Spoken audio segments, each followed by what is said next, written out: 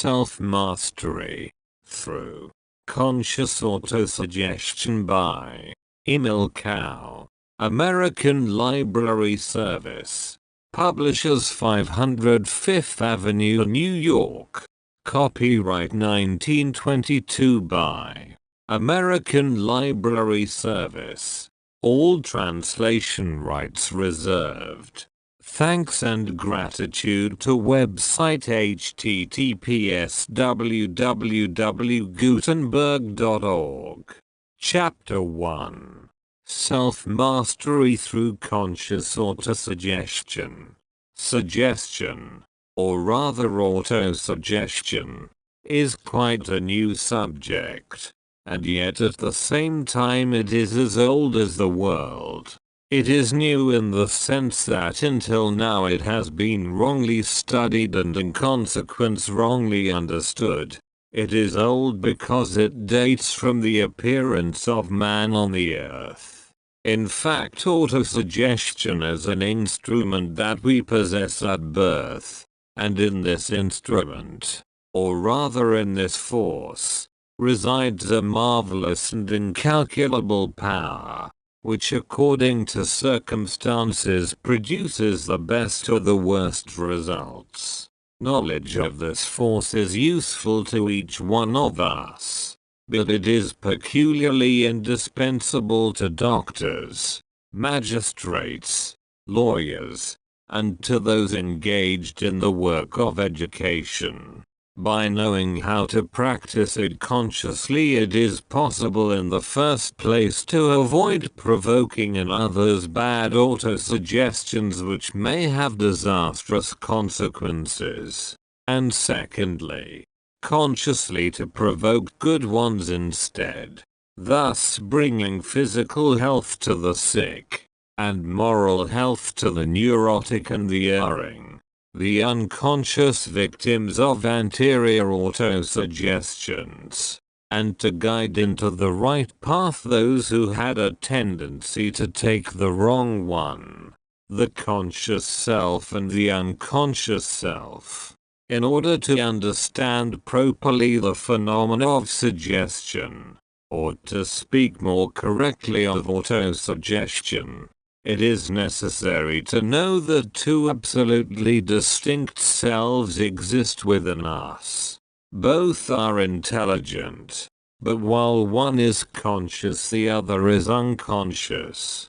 For this reason, the existence of the latter generally escapes notice. It is, however, easy to prove its existence if one merely takes the trouble to examine certain phenomena and to reflect a few moments upon them. Let us take for instance the following examples. Everyone has heard of somnambulism. Everyone knows that a somnambulist gets up at night without waking, leaves his room after either dressing himself or not, goes downstairs, walks along corridors, and after having executed certain acts or accomplished certain work, returns to his room, goes to bed again, and shows next day the greatest astonishment at finding work finished which he had left unfinished the day before. It is, however, he himself who has done it without being aware of it. What force has his body obeyed if it is not an unconscious force, in fact his unconscious self? Let us now examine the, alas, too frequent case of a drunkard attacked by delirium tremens. As though seized with madness, he picks up the nearest weapon, knife, hammer, or hatchet, as the case may be, and strikes furiously those who are unlucky enough to be in his vicinity. Once the attack is over, he recovers his senses and contemplates with horror the scene of carnage around him, without realizing that he himself is the author of it. Here again, is it not the unconscious self which has caused the unhappy man to act in this way? and what aversions, what ills we create for ourselves, every one of us and in every domain, by not immediately bringing into play good conscious autosuggestions against our bad unconscious autosuggestions, thus bringing about the disappearance of all unjust suffering. If we compare the conscious with the unconscious self, we see that the conscious self is often possessed of a very unreliable memory, while the unconscious self, on the contrary, is provided with a marvelous and impeccable memory which registers, without our knowledge, the smallest events, the least important acts of our existence. Further, it is credulous and accepts with unreasoning docility what it is told. Thus, as it is the unconscious that is responsible for the functioning of all our organs but the intermediary of the brain, a result is produced which may seem rather paradoxical to you.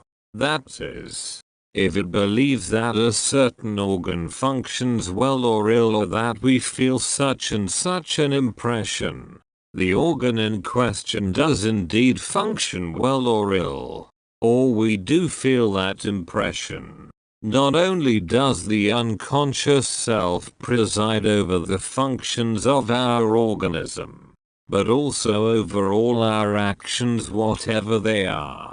It is this that we call imagination, and it is this which, contrary to accepted opinion, always makes us act even, and above all, against our will when there is antagonism between these two forces, will and imagination. If we open a dictionary and look up the word will, we find this definition: the faculty of freely determining certain acts. We accept this definition as true and unattackable, although nothing could be more false. This will that we claim so proudly always yields to the imagination. It is an absolute rule that admits of no exception. Blasphemy! Paradox, you will exclaim. Not at all. On the contrary, it is the purest truth. I shall reply. In order to convince yourself of it, open your eyes, look round you and try to understand what you see. You will then come to the conclusion that what I tell you is not an idle theory, offspring of a sick brain, but the simple expression of a fact. Suppose that we place on the ground a plank 30 feet long by 1 foot wide. It is evident that everybody will be capable of going from one end to the other of this plank without stepping over the edge. But now change the conditions of the experiment, and imagine this plank placed at the height of the towers of a cathedral. Who then will be capable of advancing even a few feet along this narrow path? Could you hear me speak? Probably not. Before you had taken 2 steps you would begin to tremble, and in spite of every effort of your will you would be certain to fall to the ground. Why is it then that you would not fall if the plank is on the ground? And why should you fall if it is raised to a height above the ground? Simply because in the first case you imagine that it is easy to go to the end of this plank, while in the second case you imagine that you cannot do so. Notice that your will is powerless to make you advance. If you imagine that you cannot, it is absolutely impossible for you to do so. If tilers and carpenters are able to accomplish this feat, it is because they think they can do it. Vertigo is entirely caused by the picture we make in our minds that we are going to fall. This picture transforms itself immediately into fact in spite of all the efforts of our will. And the more violent these efforts are, the quicker is the opposite to the desired result brought about. Let us now consider the case of a person suffering from insomnia. If he does not make any effort to sleep, he will lie quietly in bed. If on the contrary he tries to force himself to sleep by his will, the more efforts he makes, the more restless he becomes. Have you not noticed that the more you try to remember the name of a person which you have forgotten, the more it eludes you, until, substituting in your mind the idea "I shall remember in a minute" to the idea "I have forgotten," the name comes back to you of its own accord without the least effort. Let those of you who are cyclists remember the days when you were learning to ride. You went along clutching the handlebars and frightened of falling. Suddenly catching sight of the smallest obstacle in the road, you tried to avoid it, and the more efforts you made to do so, the more surely you rushed upon it.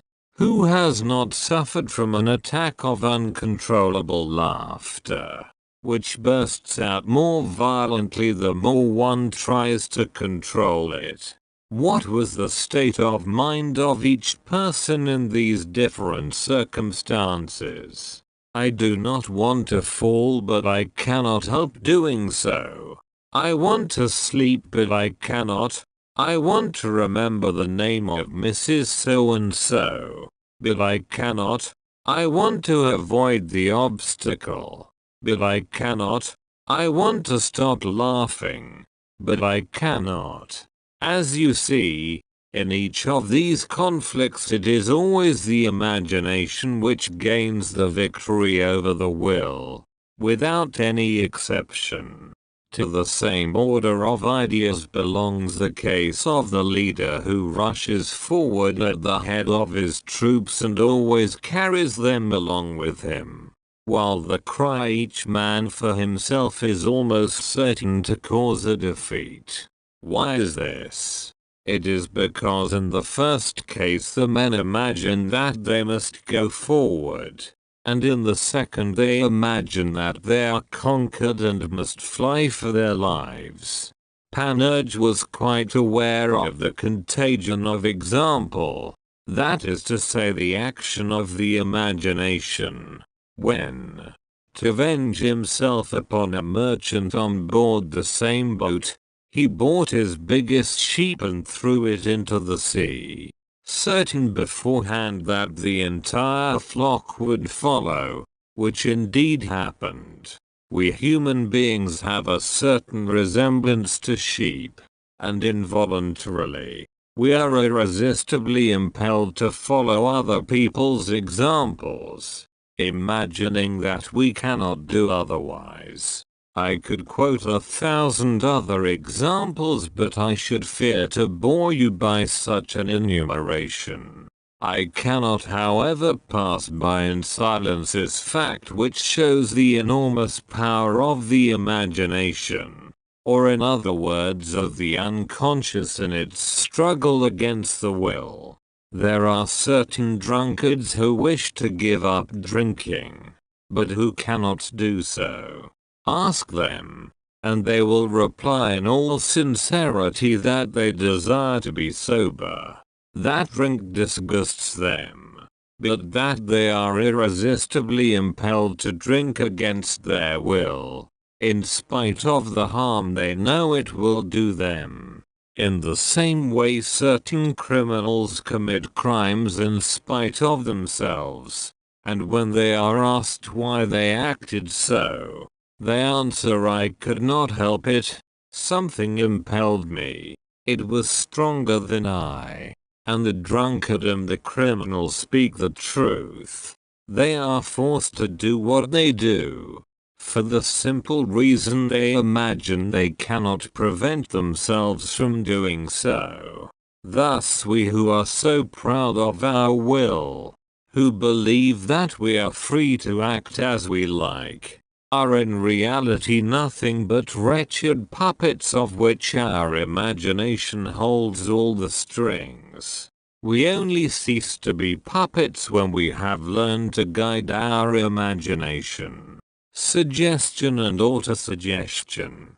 According to the preceding remarks, we can compare the imagination to a torrent which fatally sweeps away the poor wretch who has fallen into it, in spite of his efforts to gain the bank.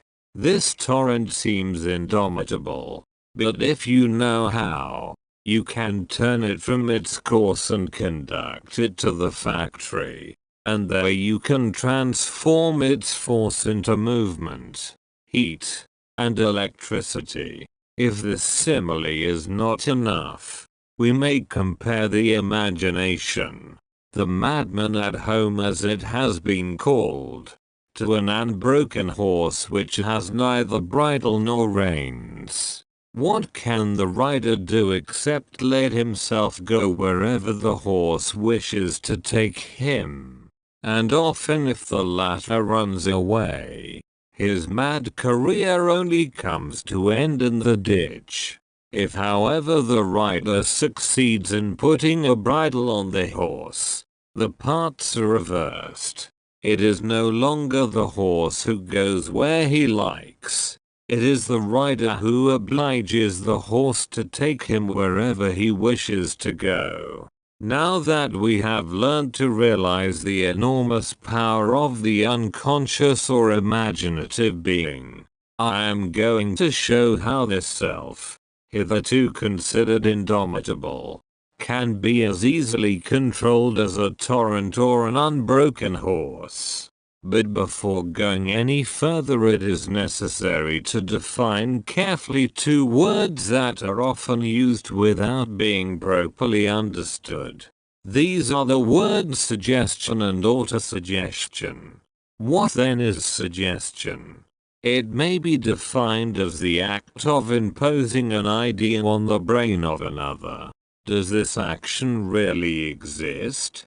Properly speaking, no. Suggestion does not indeed exist by itself. It does not and cannot exist except on the sine qua non condition of transforming itself into autosuggestion in the subject. This latter word may be defined as the implanting of an idea in oneself by oneself. You may make a suggestion to someone. If the unconscious of the latter does not accept the suggestion, if it has not, as it were, digested it, in order to transform it into autosuggestion, it produces no result. I have myself occasionally made a more or less commonplace suggestion to ordinarily very obedient subjects quite unsuccessfully. The reason is that the unconscious of the subject refused to accept it and did not transform it into autosuggestion. The use of autosuggestion. Let us now return to the point where I said that we can control and let our imagination, just as a torrent or an unbroken horse can be controlled. To do so, it is enough in the first place to know that this is possible, of which fact almost everyone is ignorant, and secondly, to know by what means it can be done. Well, the means is very simple. It is that which we have used every day since we came into the world, without wishing or knowing it and absolutely unconsciously, but which unfortunately for us, we often use wrongly and to our own detriment. This means is autosuggestion. Whereas we constantly give ourselves unconscious autosuggestions, all we have to do is to give ourselves conscious ones, and the process consists in this. First, to weigh carefully in one's mind the things which are to be the object of the autosuggestion, and according as they require the answer yes or no to repeat several times without thinking of anything else. This thing is coming, or this thing is going away, this thing will, or will not happen, etc., etc. Of course the thing must be in our power. If the unconscious accepts this suggestion and transforms it into an autosuggestion, the thing or things are realized in every particular. Thus understood, autosuggestion is nothing but hypnotism as I see it, and I would define it in these simple words: the influence of the imagination upon the moral and physical being of mankind. Now this influence is undeniable, and without returning to previous examples, I will quote a few others. If you persuade yourself that you can do a certain thing, provided this thing be possible, you will do it however difficult it may be. If on the contrary you imagine that you cannot do the simplest thing in the world, it is impossible for you to do it, and molehills become for you unscalable mountains. Such is the case of neurasthenics, who, believing themselves incapable of the least effort, often find it impossible even to walk a few steps without being exhausted. And these same neurasthenics sink more deeply into their depression, the more efforts they make to throw it off. Like the poor wretch in the quicksands who sinks in all the deeper the more he tries to struggle out.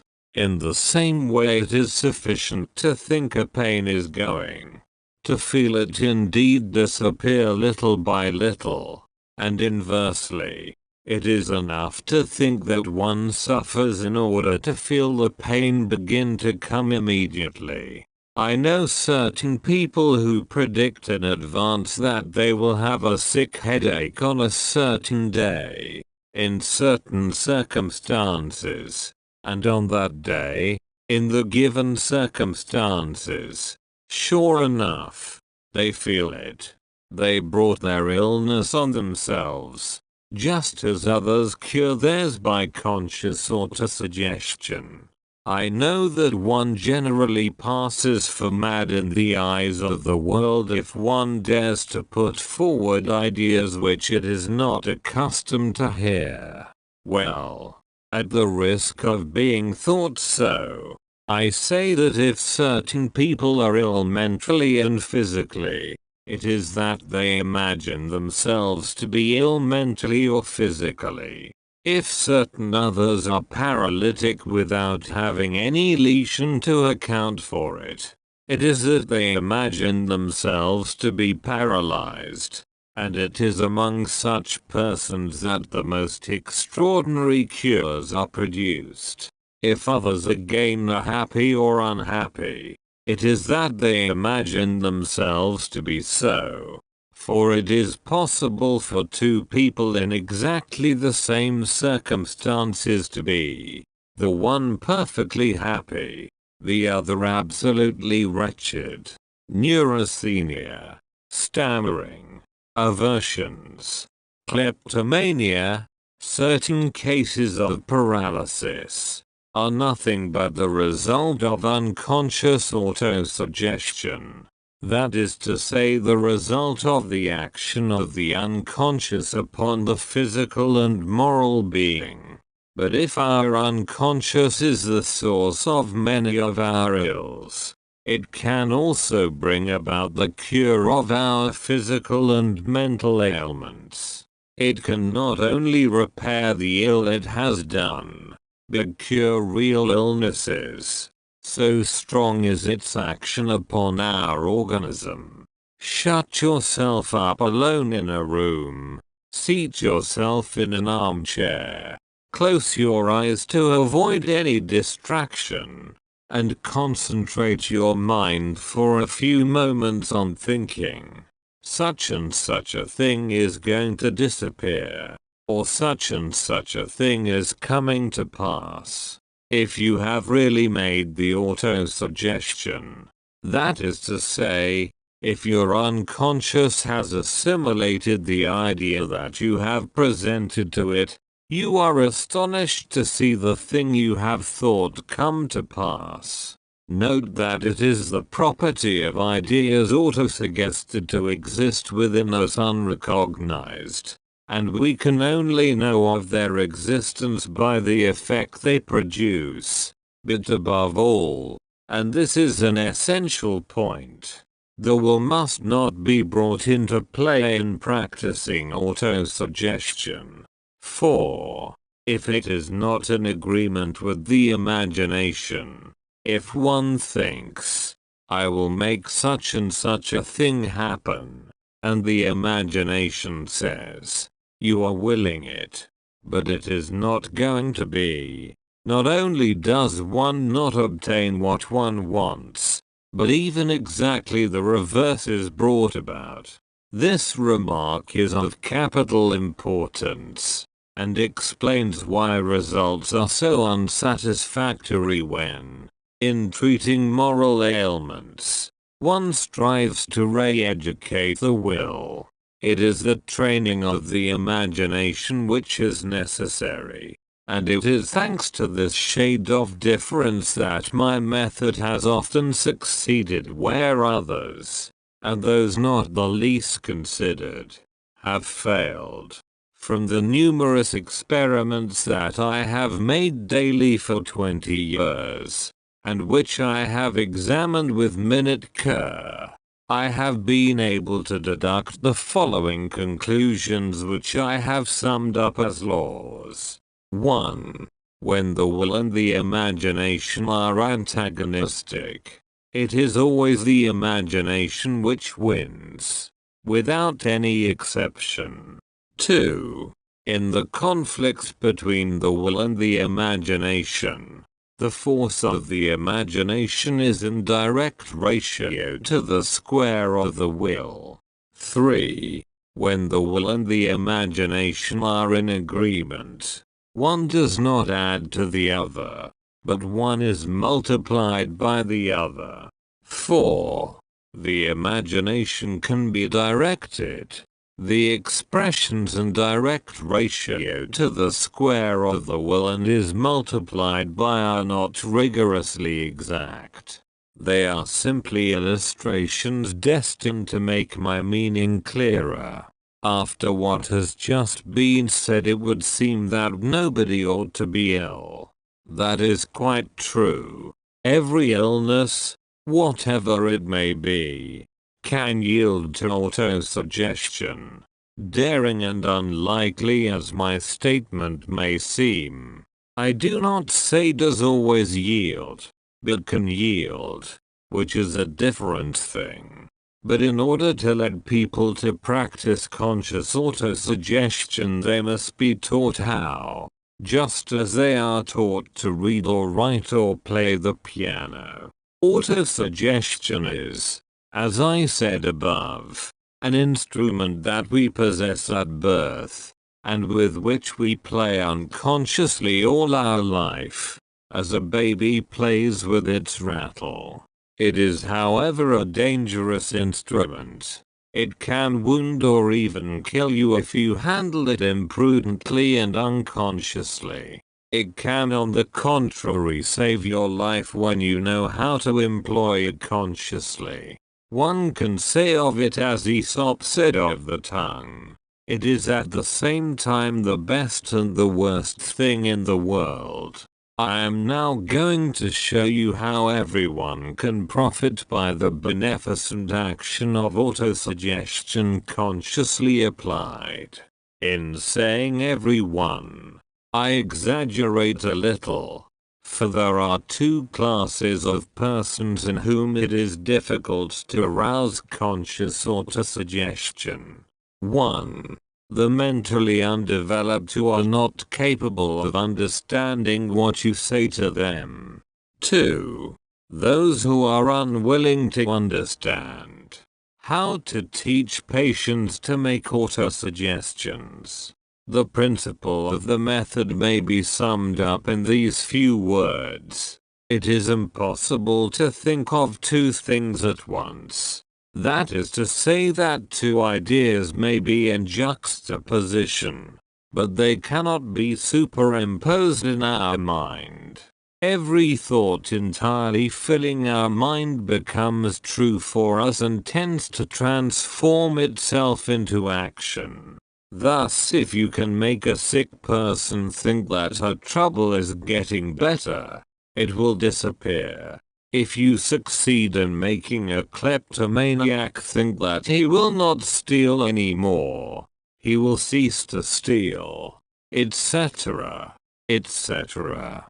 This training, which perhaps seems to you an impossibility, is, however, the simplest thing in the world. It is enough, by a series of appropriate and graduated experiments, to teach the subject, as it were, the ABC of conscious thought. And here is the series. By following it to the letter, one can be absolutely sure of obtaining a good result, except with the two categories of persons mentioned above. First experiment. These experiments are those of Sage of Rochester. Preparatory.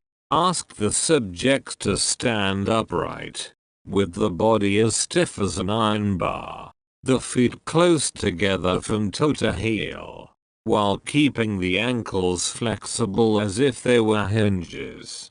Tell him to make himself like a plank with hinges at its base, which is balanced on the ground. Make him notice that if one pushes the plank slightly either way, it falls as a mass without any resistance, in the direction in which it is pushed. Tell him that you are going to pull him back by the shoulders and that he must let himself fall in your arms without the slightest resistance, turning on his ankles as on hinges. That is to say, keeping the feet fixed to the ground.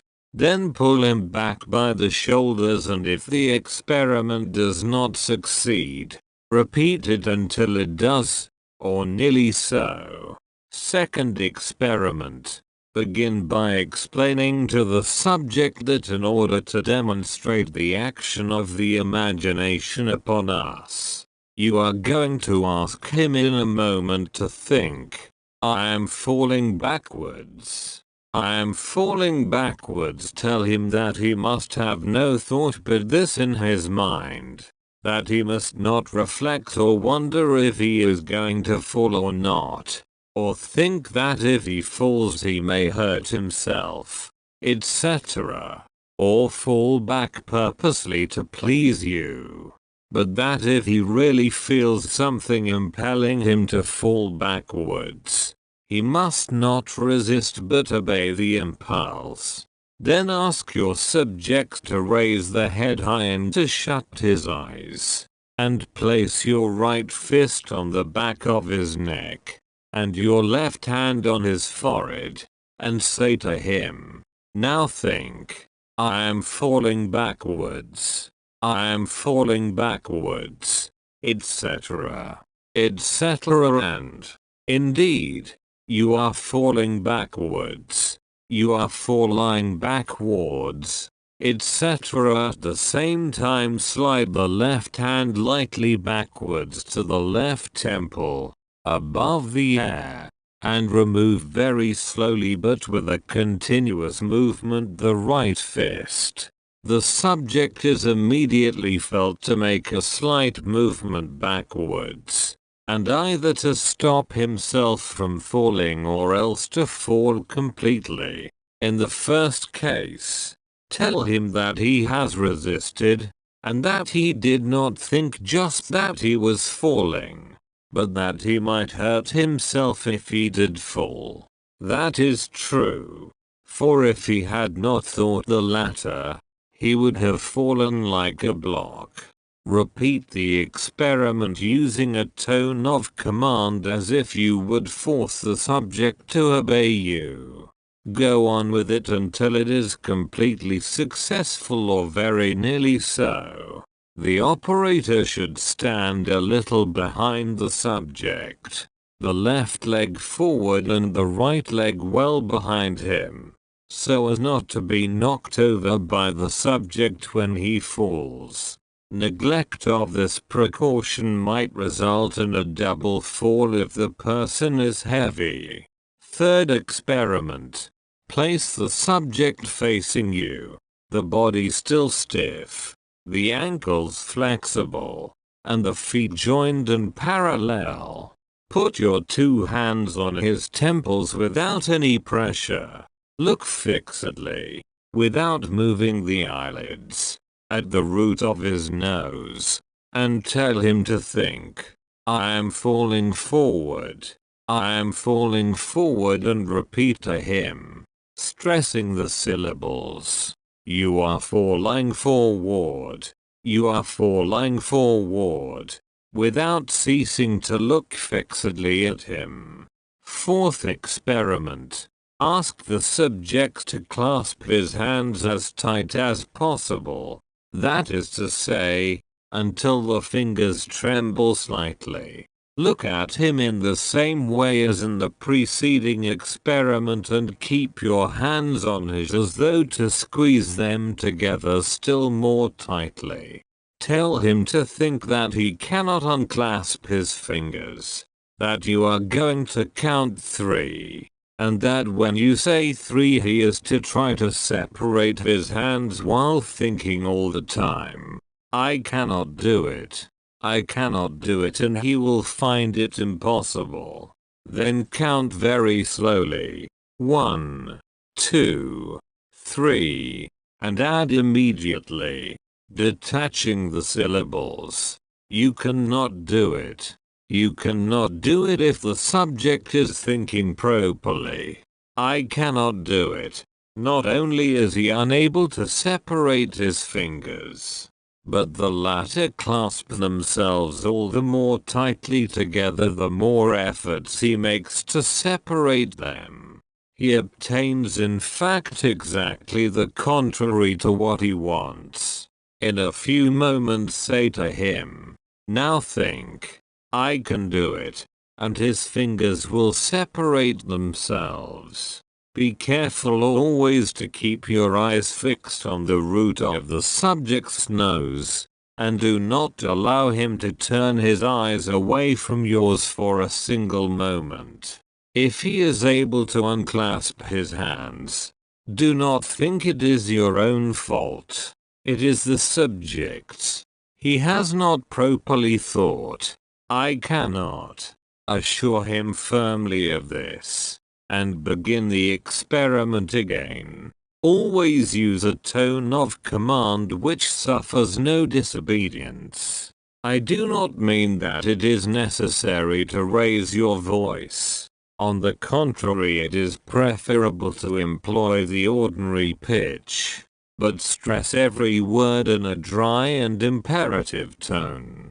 When these experiments have been successful, all the others succeed equally well and can be easily obtained by carrying out to the letter the instructions given above.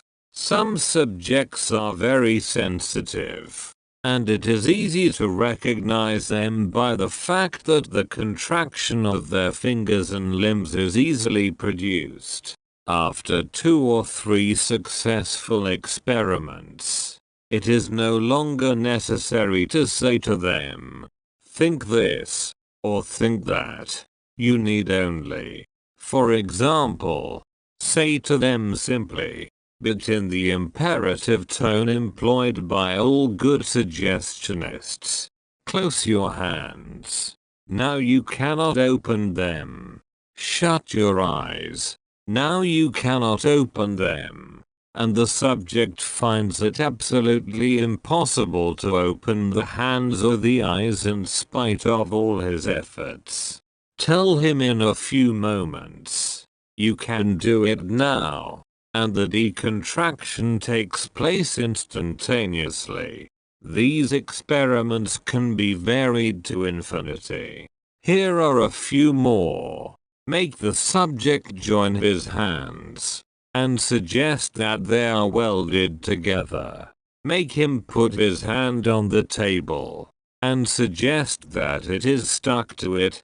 Tell him that he is fixed to his chair and cannot rise. Make him rise, and tell him he cannot walk. Put a pen holder on the table and tell him that it weighs 100 weight, and that he cannot lift it, etc., etc. In all these experiments, I cannot repeat too often, it is not suggestion properly so called which produces the phenomena, but the autosuggestion which is consecutive to the suggestion of the operator. Method of procedure in curative suggestion. When the subject has passed through the preceding experiments and has understood them, he is ripe for curative suggestion. He is like a cultivated field in which the seed can germinate and develop, whereas before it was but rough earth in which it would have perished. Whatever ailment the subject suffers from, whether it is physical or mental, it is important to proceed always in the same way, and to use the same words with a few variations according to the case. Say to the subject, "Sit down and close your eyes.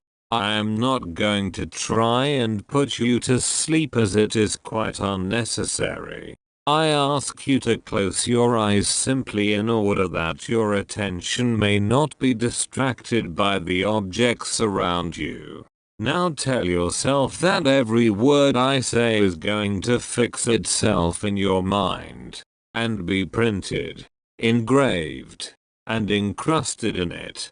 That, there, it is going to stay fixed, imprinted, and encrusted, and that without your will or knowledge. In fact, perfectly unconsciously on your part, you yourself and your whole organism are going to obey. In the first place, I say that every day, 3 times a day, in the morning, at midday, and in the evening, at the usual meal times, you will feel hungry. That is to say, you will experience the agreeable sensation which makes you think and say, "Oh, how nice it will be to have something to eat." You will then eat and enjoy your food, without of course overeating. You will also be careful to masticate it properly so as to transform it into a sort of soft paste before swallowing it. In these conditions you will digest it properly, and so feel no discomfort, inconvenience, or pain of any kind either in the stomach or intestines. You will assimilate what you eat and your organism will make use of it to make blood, muscle, strength and energy. In a word, life. Since you will have digested your food properly, the function of excretion will be normal, and every morning, on rising, you will feel the need of evacuating the bowels, and without ever being obliged to take medicine or to use any artifice, you will obtain a normal and satisfactory result. Further, every night from the time you wish to go to sleep till the time you wish to wake next morning, you will sleep deeply, calmly, and quietly, without nightmares, and on waking you will feel perfectly well, cheerful, and active. Likewise, if you occasionally suffer from depression, if you are gloomy and prone to worry and look on the dark side of things, from now onwards you will cease to do so, and, Instead of worrying and being depressed and looking on the dark side of things, you are going to feel perfectly cheerful, possibly without any special reason for it, just as you used to feel depressed for no particular reason. I say further still, that even if you have real reason to be worried and depressed, you are not going to be so. If you are also subject to occasional fits of impatience or ill temper, you will cease to have them.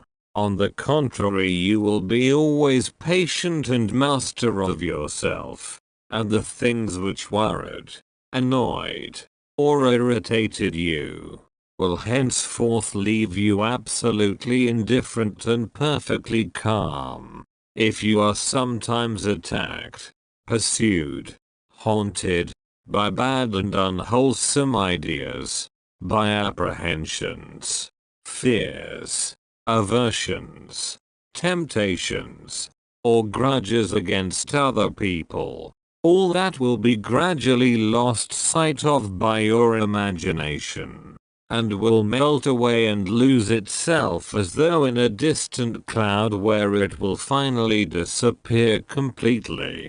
As a dream vanishes when we wake, so will all these vain images disappear. To this I add that all your organs are performing their functions properly.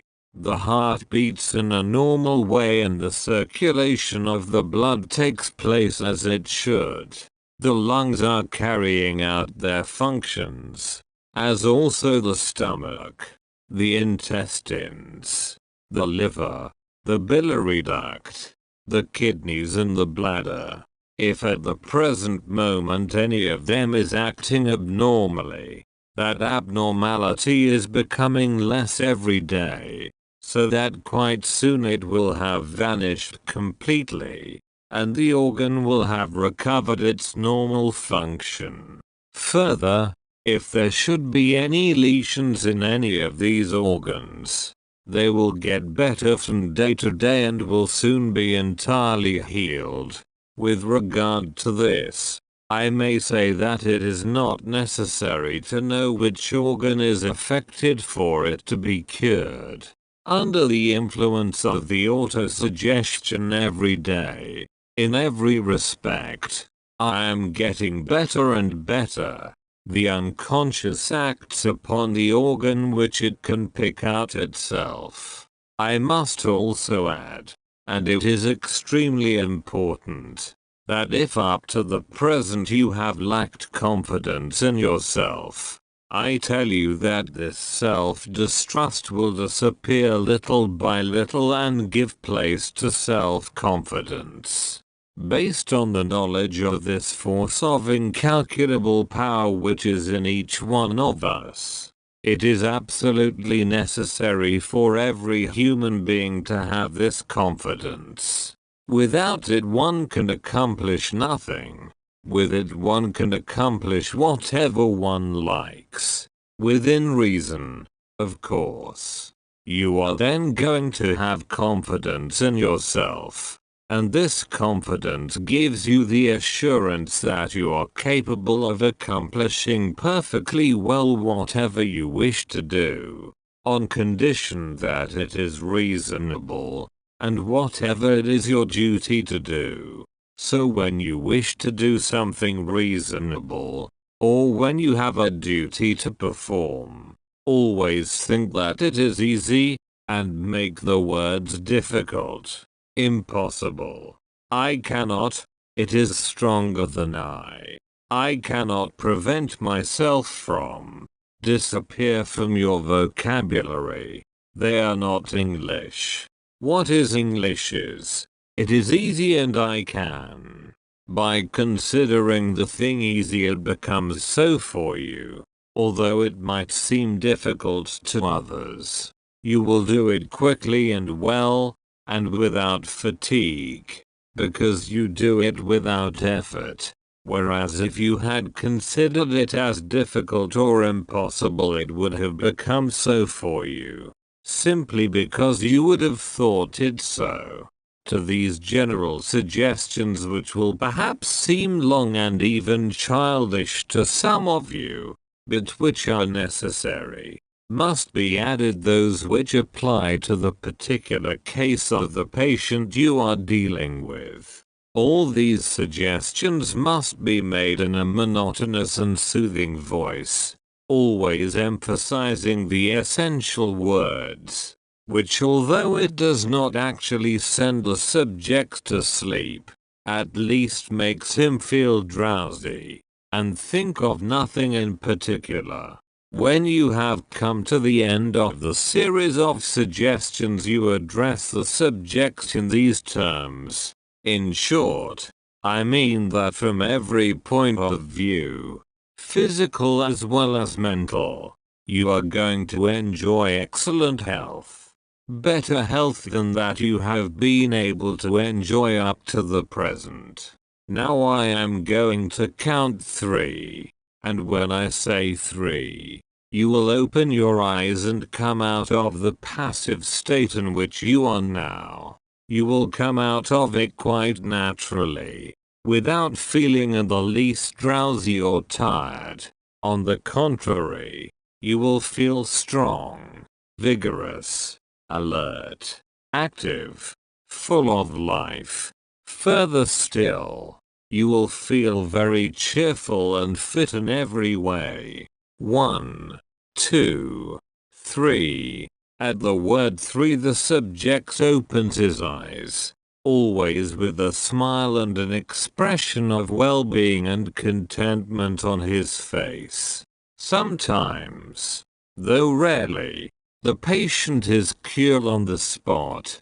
At other times, and this is more generally the case, he finds himself relieved. His pain or his depression has partially or totally disappeared, though only for a certain lapse of time. In every case, it is necessary to renew the suggestions more or less frequently according to your subject, being careful always to space them out at longer and longer intervals, according to the progress obtained, until they are no longer necessary. That is to say, when the cure is complete. Before sending away your patient, you must tell him that he carries within him the instrument by which he can cure himself, and that you are, as it were, only a professor teaching him to use this instrument, and that he must help you in your task. Thus, every morning before rising, and every night on getting into bed, he must shut his eyes and in thought transport himself into your presence, and then repeat 20 times consecutively in a monotonous voice, counting by means of a string with 20 knots in it, this little phrase: every day, in every respect, I am getting better and better. In his mind he should emphasize the words "in every respect," which applies to every need, mental or physical. This general suggestion is more efficacious than special ones. Thus it is easy to realize the part played by the giver of the suggestions. He is not a master who gives orders, but a friend, a guide, who leads the patient step by step on the road to health. As all the suggestions are given in the interest of the patient, the unconscious of the latter asks nothing better than to assimilate them and transform them into autosuggestions. When this has been done, the cure is obtained more or less rapidly according to circumstances. The superiority of this method. This method gives absolutely marvelous results, and it is easy to understand why. Indeed, by following out my advice, it is impossible to fail, except with the 2 classes of persons mentioned above. who fortunately represent barely 3% of the whole. If, however, you try to put your subjects to sleep right away, without the explanations and preliminary experiments necessary to bring them to accept the suggestions and to transform them into autosuggestions, you cannot and will not succeed except with peculiarly sensitive subjects. And these are rare. Everybody may become so by training, but very few are so sufficiently without the preliminary instruction that I recommend, which can be done in a few minutes. Formally, imagining that suggestions could only be given during sleep, I always tried to put my patient to sleep, but on discovering that it was not indispensable, I left off doing it in order to spare him the dread and uneasiness he almost always experiences when he is told that he is going to be sent to sleep, and which often makes him offer, in spite of himself, an involuntary resistance. If, on the contrary, you tell him that you are not going to put him to sleep as there is no need to do so, you gain his confidence.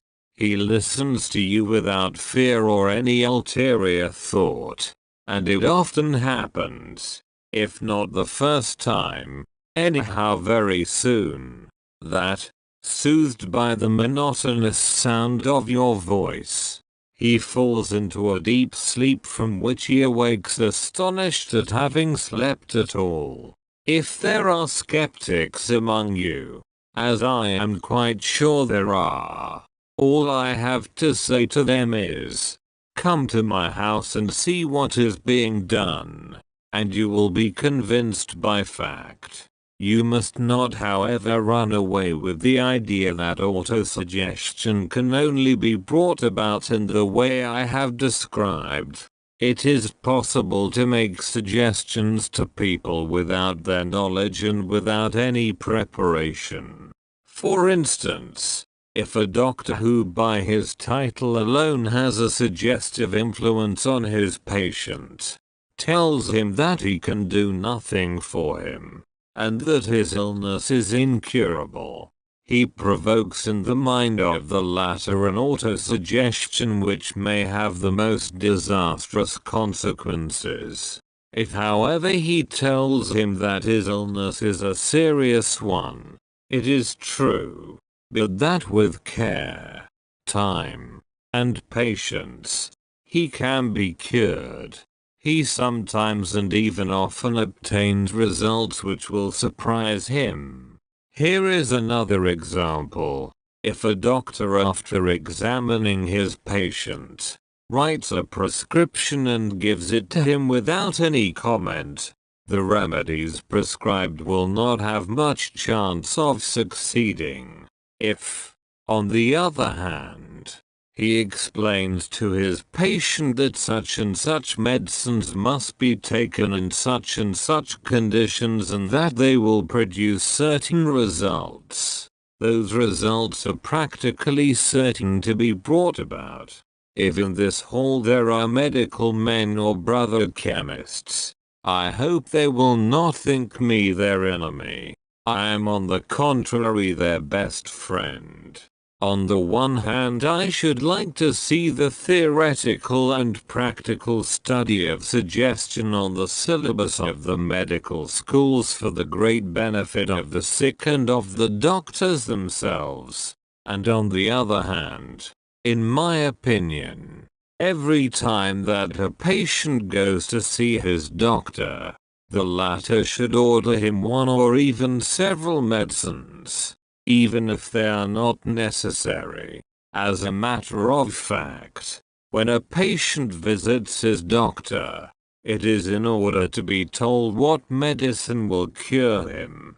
He does not realize that it is the hygiene and regimen which do this, and he attaches little importance to them. It is a medicine that he wants. In my opinion, If the doctor only prescribes a regimen without any medicine, his patient will be dissatisfied.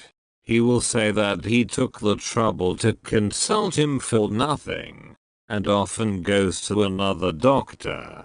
It seems to me then that the doctor should always prescribe medicines to his patient, and, as much as possible, medicines made up by himself rather than the standard remedies so much advertised and which owe their only value to the advertisement. The doctor's own prescriptions will inspire infinitely more confidence than so-and-so's pills which anyone can procure easily at the nearest drugstore without any need of a prescription. How suggestion works. In order to understand properly the part played by suggestion, or rather by autosuggestion, it is enough to know that the unconscious self is the grand director of all our functions. Make this believed, as I said above, that a certain organ which does not function well must perform its function, and instantly the order is transmitted. The organ obeys with docility, and either at once or little by little performs its functions in a normal manner. This explains simply and clearly how by means of suggestion one can stop hemorrhages, cure constipation, cause fibrous tumors to disappear, cure paralysis, tubercular lesions, varicose, ulcers, etc. Let us take for example, a case of dental hemorrhage which I had the opportunity of observing in the consulting room of Emile Coué, a dentist at Troyes. A young lady whom I had helped to cure herself of asthma from which she had suffered for 8 years, told me one day that she wanted to have a tooth out. As I knew her to be very sensitive, I offered to make her feel nothing of the operation. She naturally accepted with pleasure and we made an appointment with the dentist. On the day we had arranged, we presented ourselves at the dentist's and, standing opposite my patient, I looked fixedly at her, saying, "You feel nothing. You feel nothing," etc., etc. And then, while still continuing the suggestion, I made a sign to the dentist. In an instant the tooth was out without Mademoiselle D turning a hair. As fairly often happens, a hemorrhage followed. But I told the dentist that I would try suggestion without his using a hemostatic, without knowing beforehand what would happen. I then asked Mademoiselle D to look at me fixedly, and I suggested to her that in 2 minutes the hemorrhage would cease of its own accord, and we waited. The patient spat blood again once or twice, and then ceased. I told her to open her mouth, and we both looked and found that a clot of blood had formed in the dental cavity. How is this phenomenon to be explained? In the simplest way, under the influence of the idea, the hemorrhage is to stop. The unconscious had sent to the small arteries and veins the order to stop the flow of blood, and, obediently, they contracted naturally, as they would have done artificially at the contact of a hemostatic like adrenaline, for example. The same reasoning explains how a fibrous tumor can be made to disappear. The unconscious having accepted the idea it is to go, the brain orders the arteries which nourish it to contract. They do so, refusing their services, and ceasing to nourish the tumor which, deprived of nourishment, dies, dries up, is reabsorbed and disappears. The use of suggestion for the cure of moral ailments and taints, either congenital or acquired, neurasthenia, so common nowadays, generally yields to suggestion constantly practiced in the way I have indicated. I have had the happiness of contributing to the cure of a large number of neurasthenics with whom every other treatment had failed. One of them had even spent a month in a special establishment at Luxembourg without obtaining any improvement. In 6 weeks he was completely cured, and he is now the happiest man one would wish to find. After having thought himself the most miserable, neither is he ever likely to fall ill again in the same way, for I showed him how to make use of conscious autosuggestion and he does it marvelously well. But if suggestion is useful in treating moral complaints and physical ailments, may it not render still greater services to society, in turning into honest folks the wretched children who people our reformatories and who only leave them to enter the army of crime. Let no one tell me it is impossible. The remedy exists and I can prove it. I will quote the 2 following cases which are very characteristic, but here I must insert a few remarks in parenthesis. To make you understand the way in which suggestion acts in the treatment of moral taints, I will use the following comparison. Suppose our brain is a plank in which are driven nails which represent the ideas, habits, and instincts, which determine our actions. If we find that there exists in a subject a bad idea, a bad habit, a bad instinct, as it were, a bad nail, we take another which is a good idea, habit, or instinct, place it on top of the bad one and give a tap with a hammer. In other words, we make a suggestion.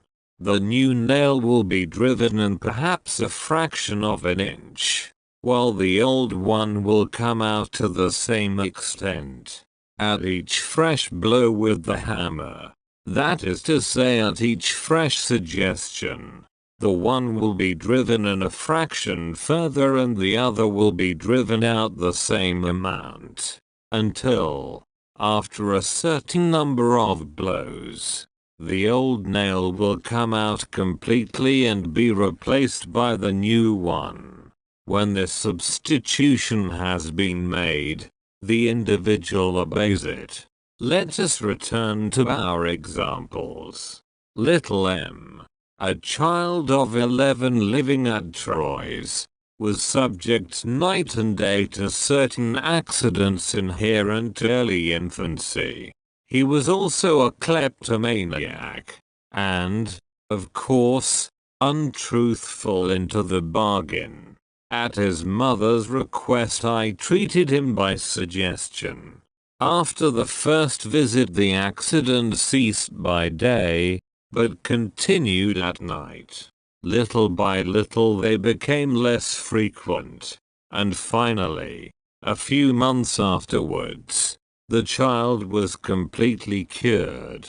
In the same period his thieving propensities lessened, and in 6 months they had entirely ceased. This child's brother, aged 18, had conceived a violent hatred against another of his brothers. Every time that he had taken a little too much wine, he felt impelled to draw a knife and stab his brother. He felt that one day or other he would end by doing so, and he knew at the same time that having done so he would be inconsolable. I treated him also by suggestion, and the result was marvelous. After the first treatment he was cured. His hatred for his brother had disappeared, and they have since become good friends and got on capitally together. I followed up the case for a long time, and the cure was permanent. Since such results are to be obtained by suggestion, would it not be beneficial, I might even say indispensable, to take up this method and introduce it into our reformatories? I am absolutely convinced that if suggestion were daily applied to vicious children, more than 50% could be reclaimed. Would it not be an immense service to render society, to bring back to its sane and well members of it who were formerly corroded by moral decay? Perhaps I shall be told that suggestion is a dangerous thing, and that it can be used for evil purposes. This is no valid objection. First, because the practice of suggestion would only be confided, by the patient, to reliable and honest people, to the reformatory doctors, for instance, and on the other hand, those who seek to use it for evil ask no one's permission. But even admitting that it offers some danger, which is not so, I should like to ask whoever proffers the objection, to tell me what thing we use that is not dangerous. Is it steam, gunpowder, railways, ships, electricity, automobiles, aeroplanes? Are the poisons not dangerous which we, doctors and chemists, use daily in minute doses, and which might easily destroy the patient if, in a moment's carelessness, we unfortunately made a mistake in weighing them out? A few typical cures. This little work would be incomplete if it did not include a few examples of the cures obtained.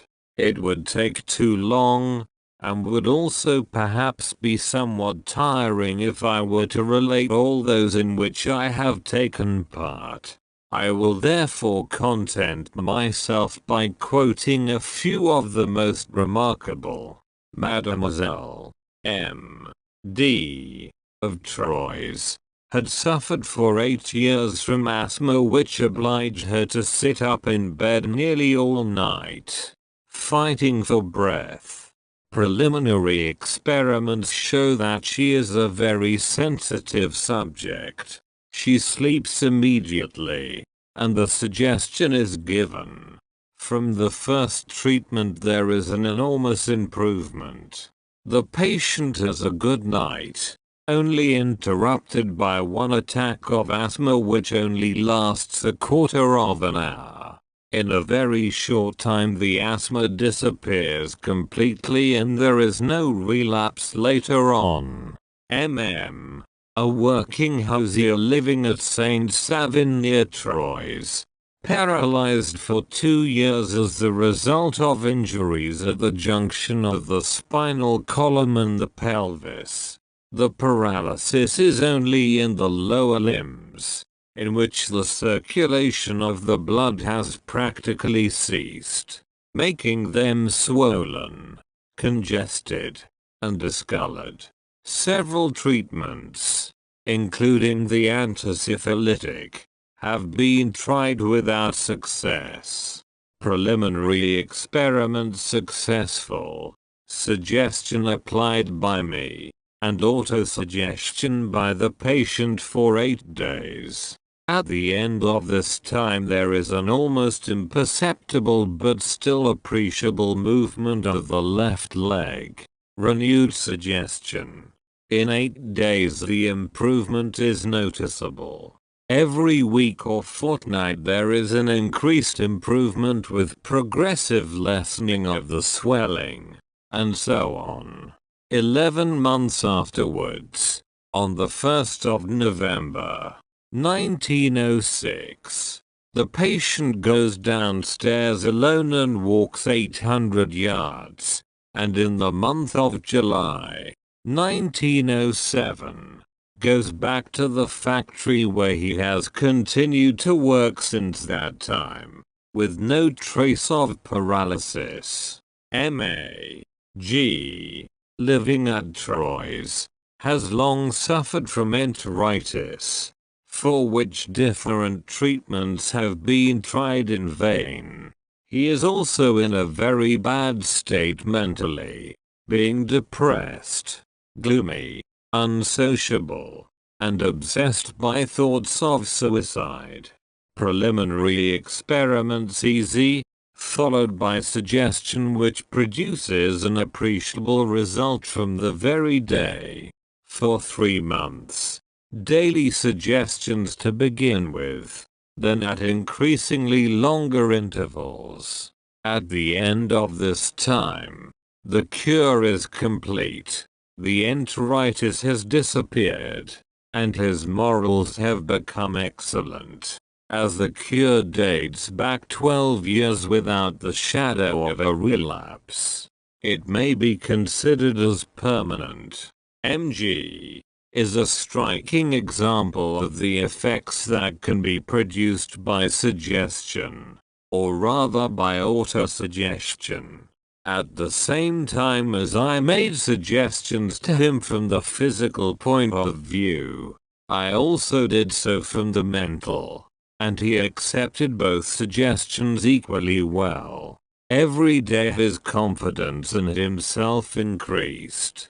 And as he was an excellent workman, in order to earn more, he looked out for a machine which would enable him to work at home for his employer. A little later, a factory owner, having seen with his own eyes what a good workman he was, entrusted him with the very machine he desired.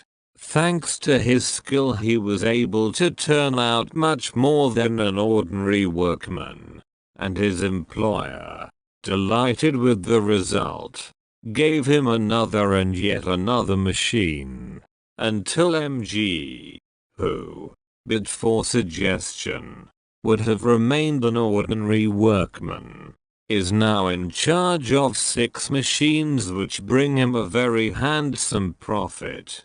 Madame D., at Troyes, about 30 years of age. She is in the last stages of consumption, and grows thinner daily in spite of special nourishment. She suffers from coughing and spitting, and has difficulty in breathing. In fact, from all appearances she has only a few months to live. Preliminary experiments show great sensitivity, and suggestion is followed by immediate improvement. From the next day the morbid symptoms begin to lessen. Every day the improvement becomes more marked.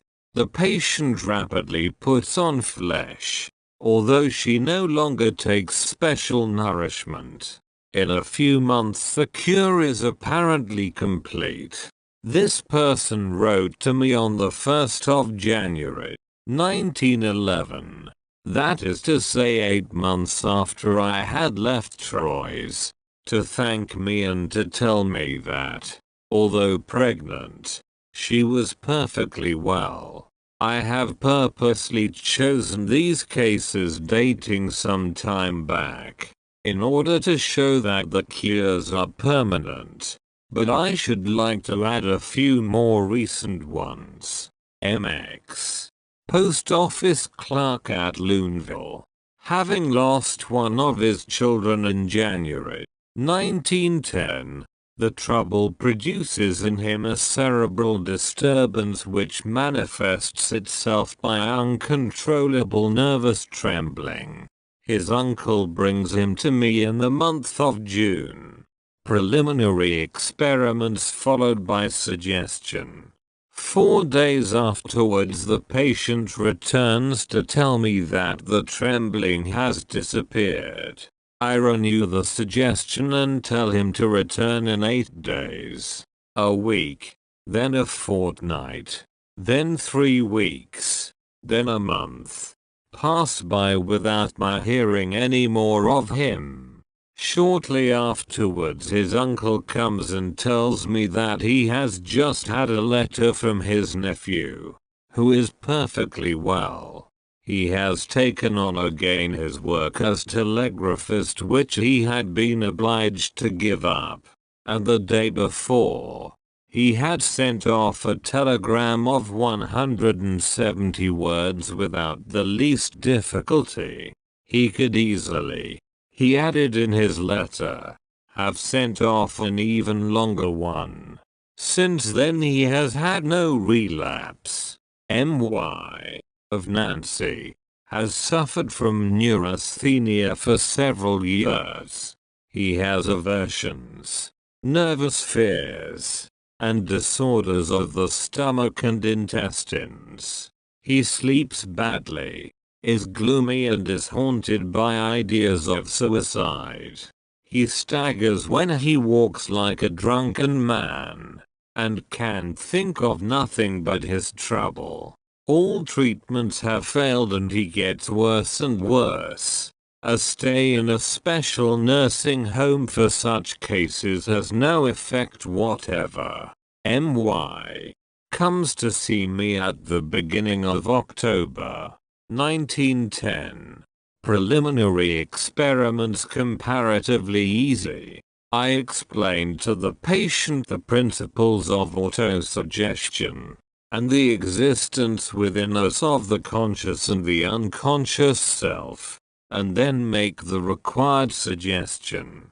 For 2 or 3 days M.Y. has a little difficulty with the explanations I have given him. In a short time light breaks in upon his mind, and he grasps the whole thing. I renew the suggestion, and he makes it himself too every day. The improvement, which is at first slow, becomes more and more rapid, and in a month and a half the cure is complete. The ex-invalid, who had lately considered himself the most wretched of men, now thinks himself the happiest. M.E. of Troyes. An attack of gout. The right ankle is inflamed and painful, and he is unable to walk. The preliminary experiments show him to be a very sensitive subject. After the first treatment he is able to regain, without the help of his stick, the carriage which brought him, and the pain has ceased. The next day he does not return as I had told him to do. Afterwards his wife comes alone and tells me that that morning her husband had got up, put on his shoes, and gone off on his bicycle to visit his yards.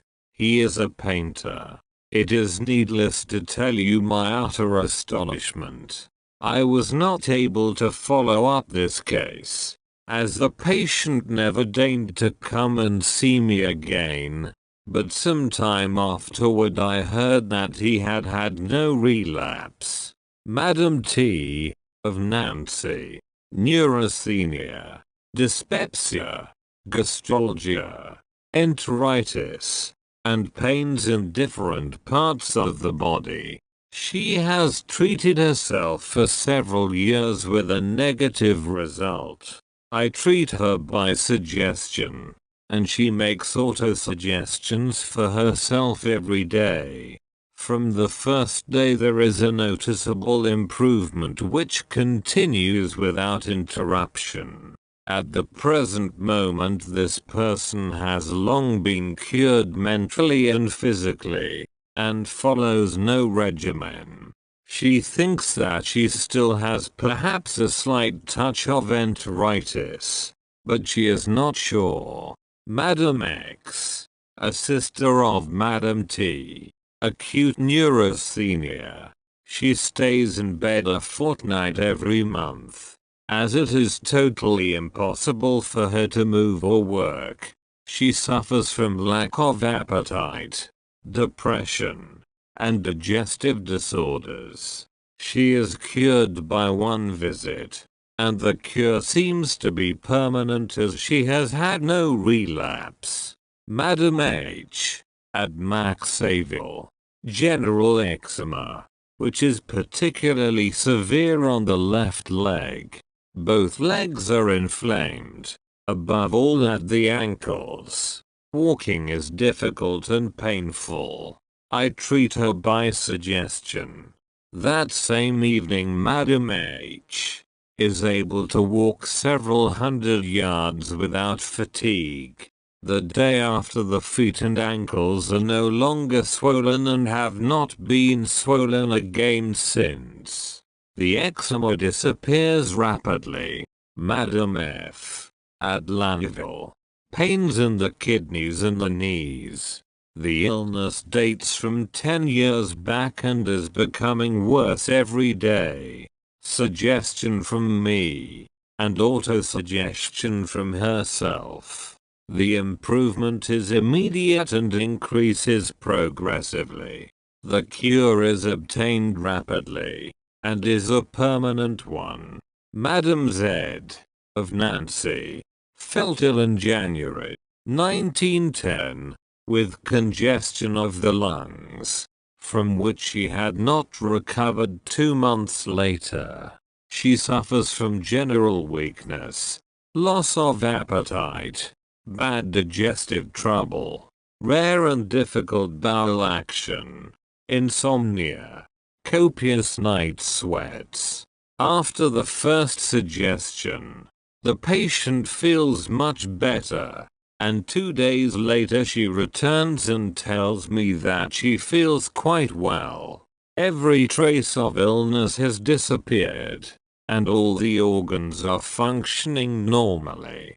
3 or 4 times she had been on the point of sweating, but each time prevented it by the use of conscious autosuggestion. From this time Madam Z. has enjoyed perfectly good health. MX. At Belfort. Cannot talk for more than 10 minutes or a quarter of an hour without becoming completely aphonous.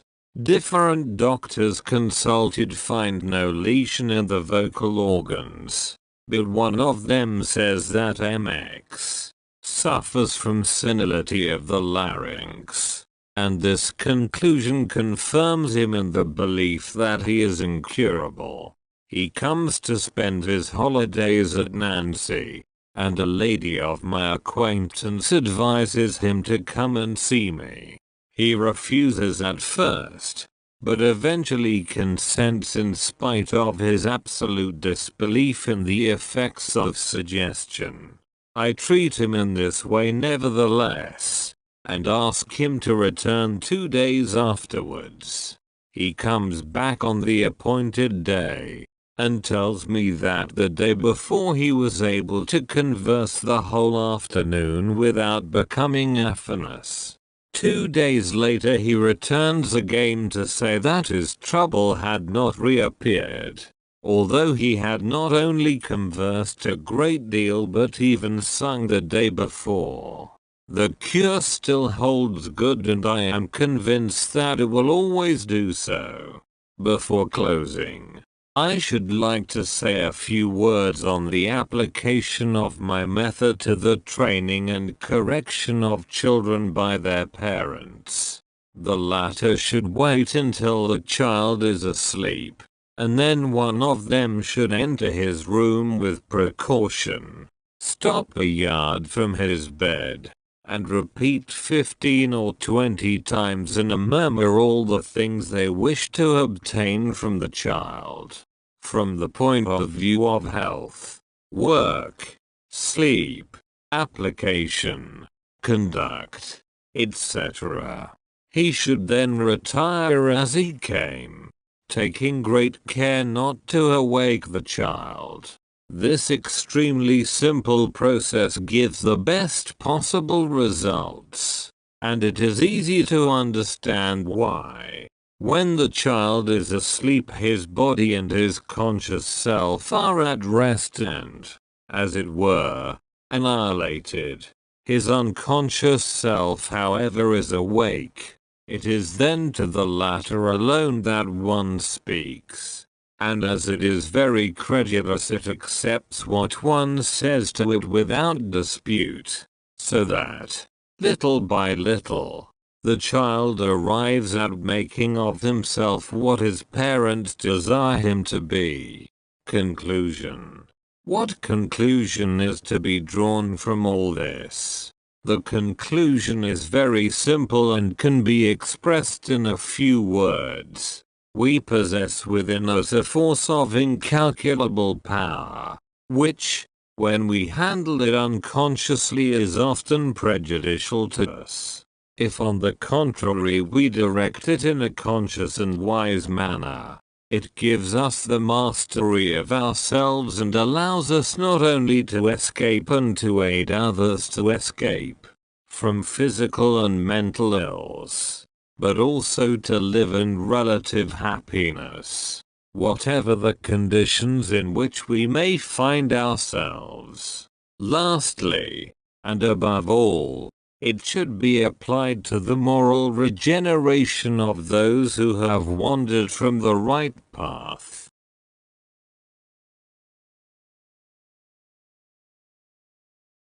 Chapter 2. Thoughts and Precepts of Emile Coué. Taken down literally by Madame Emile Leon, his disciple. Do not spend your time in thinking of illness you might have, for if you have no real ones you will create artificial ones.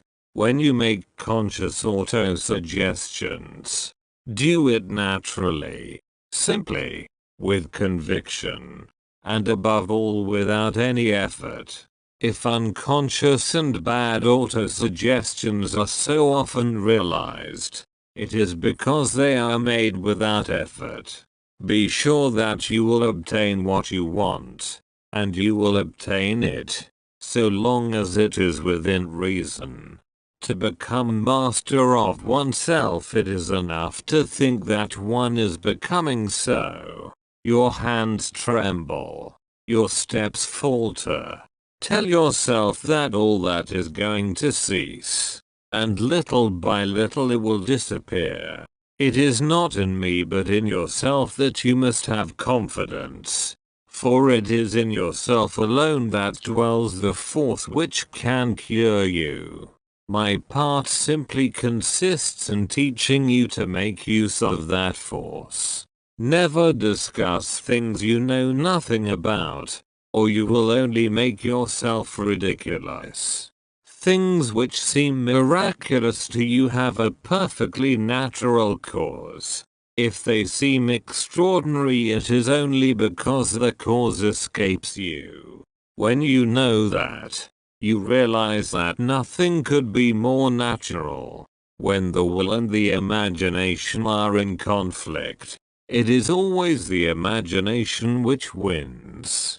Such a case is only too frequent. And then not only do we not do what we want, but just the contrary of what we want. For example, the more we try to go to sleep, the more we try to remember the name of someone, the more we try to stop laughing, the more we try to avoid an obstacle, while thinking that we cannot do so, the more excited we become. The less we can remember the name, the more uncontrollable our laughter becomes, and the more surely we rush upon the obstacle. It is then the imagination and not the will which is the most important faculty of man, and thus it is a serious mistake to advise people to train their wills. It is the training of their imaginations which they ought to set about. Things are not for us what they are, but what they seem. This explains the contradictory evidence of persons speaking in all good faith. By believing oneself to be the master of one's thoughts, one becomes so. Every one of our thoughts, good or bad, becomes concrete, materializes, and becomes in short a reality. We are what we make ourselves and not what circumstances make us. Whoever starts off in life with the idea, "I shall succeed," always does succeed because he does what is necessary to bring about this result. If only one opportunity presents itself to him, and if this opportunity has, as it were, only one hair on its head, he seizes it by that one hair. Further, he often brings about unconsciously or not, propitious circumstances. He who on the contrary always doubts himself, never succeeds in doing anything. He might find himself in the midst of an army of opportunities with heads of hair like Absalom, and yet he would not see them and could not seize a single one, even if he had only to stretch out his hand in order to do so.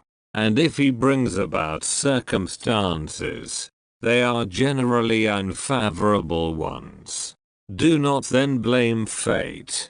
You have only yourself to blame. People are always preaching the doctrine of effort, but this idea must be repudiated.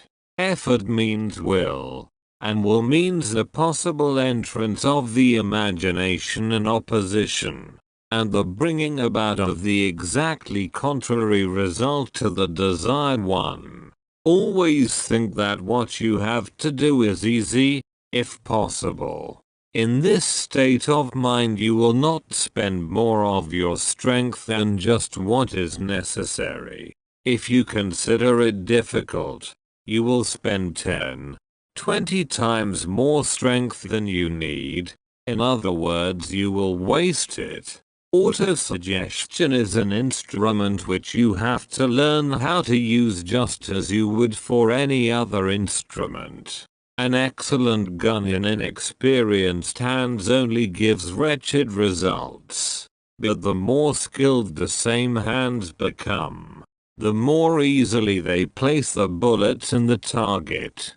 Conscious autosuggestion, made with confidence, with faith, with perseverance, realizes itself mathematically, within reason. When certain people do not obtain satisfactory results with autosuggestion, it is either because they lack confidence, or because they make efforts, which is the more frequent case. To make good suggestions, it is absolutely necessary to do it without effort. The latter implies the use of the will, which must be entirely put aside. One must have recourse exclusively to the imagination. Many people who have taken care of their health all their life in vain imagine that they can be immediately cured by autosuggestion. It is a mistake, for it is not reasonable to think so. It is no use expecting from suggestion more than it can normally produce. That is to say, a progressive improvement which little by little transforms itself into a complete cure, when that is possible. The means employed by the healers all go back to autosuggestion. That is to say that these methods, whatever they are, words, incantations, gestures, staging, all produce in the patient the autosuggestion of recovery. Every illness has two aspects unless it is exclusively a mental one. Indeed, on every physical illness a mental one comes and attaches itself. If we give to the physical illness the coefficient 1, the mental illness may have the coefficient 1, 2, 10, 20, 50, 100, and more.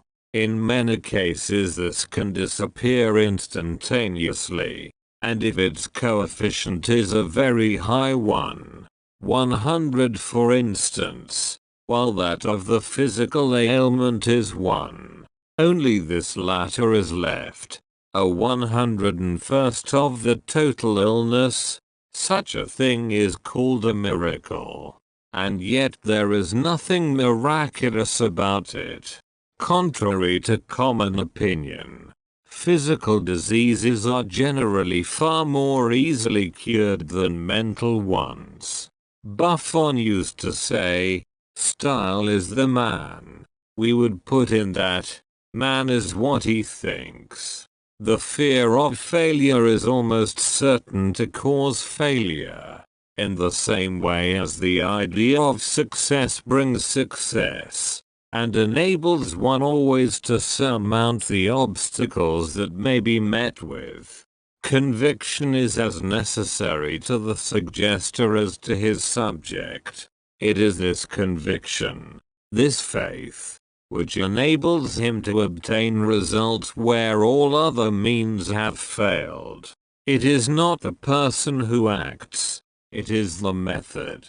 Contrary to general opinion, suggestion, or autosuggestion can bring about the cure of organic lesions.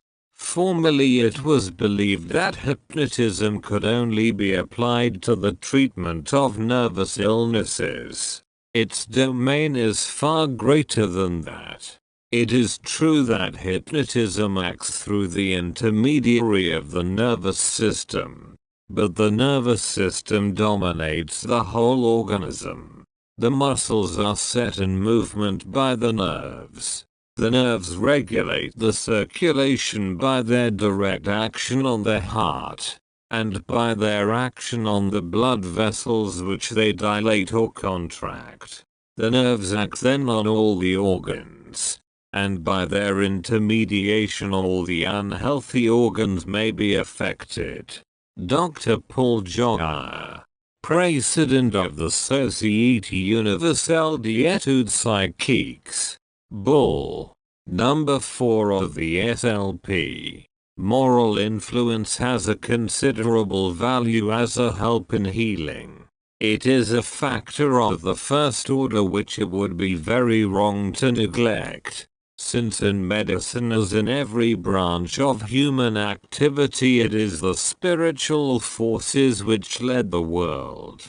Dr. Louis Renan, lecturing professor at the Faculty of Medicine of Paris, and doctor at the Necker Hospital, never lose sight of the great principle of autosuggestion. Optimism always and in spite of everything, even when events do not seem to justify it. René de Drabois, Bull 11 of the SLPA. Suggestion sustained by faith is a formidable force. Dr. A.L. Paris, July 1920. To have and to inspire unalterable confidence, one must walk with the assurance of perfect sincerity, and in order to possess this assurance and sincerity, one must wish for the good of others more than one's own. Culture de la force morale. By C. Baudouin. Chapter 3. Observations on what autosuggestion can do. Young B, 13 years old, enters the hospital in January 1912. He has a very serious heart complaint characterized by a peculiarity in the respiration. He has such difficulty in breathing that he can only take very slow and short steps. The doctor who attends him, one of our best practitioners, predicts a rapid and fatal issue. The invalid leaves the hospital in February. No better. A friend of his family brings him to me, and when I see him I regard him as a hopeless case. But nevertheless I make him pass through the preliminary experiments which are marvelously successful. After having made him a suggestion and advised him to do the same thing for himself, I tell him to come back in 2 days. When he does so, I notice to my astonishment a remarkable improvement in his respiration and his walking. I renew the suggestion, and 2 days afterwards, when he returns, the improvement has continued. And so it is at every visit. So rapid is the progress that he makes that, 3 weeks after the first visit, my little patient is able to go on foot with his mother to the plateau of villas. He can breathe with ease and almost normally. He can walk without getting out of breath, and can mount the stairs, which was impossible for him before. As the improvement is steadily maintained, little B asks me if he can go and stay with his grandmother at Carignan. As he seems well, I advise him to do so, and he goes off, but sends me news of himself from time to time. His health is becoming better and better. He has a good appetite, digests and assimilates his food well, and the feeling of oppression has entirely disappeared. Not only can he walk like everybody else, but he even runs and chases butterflies. He returns in October, and I can hardly recognize him, for the bent and puny little fellow who had left me in May has become a tall, upright boy, whose face beams with health. He has grown 12 centimeters and gained 19 pounds in weight. Since then he has lived a perfectly normal life. He runs up and down stairs, rides a bicycle, and plays football with his comrades.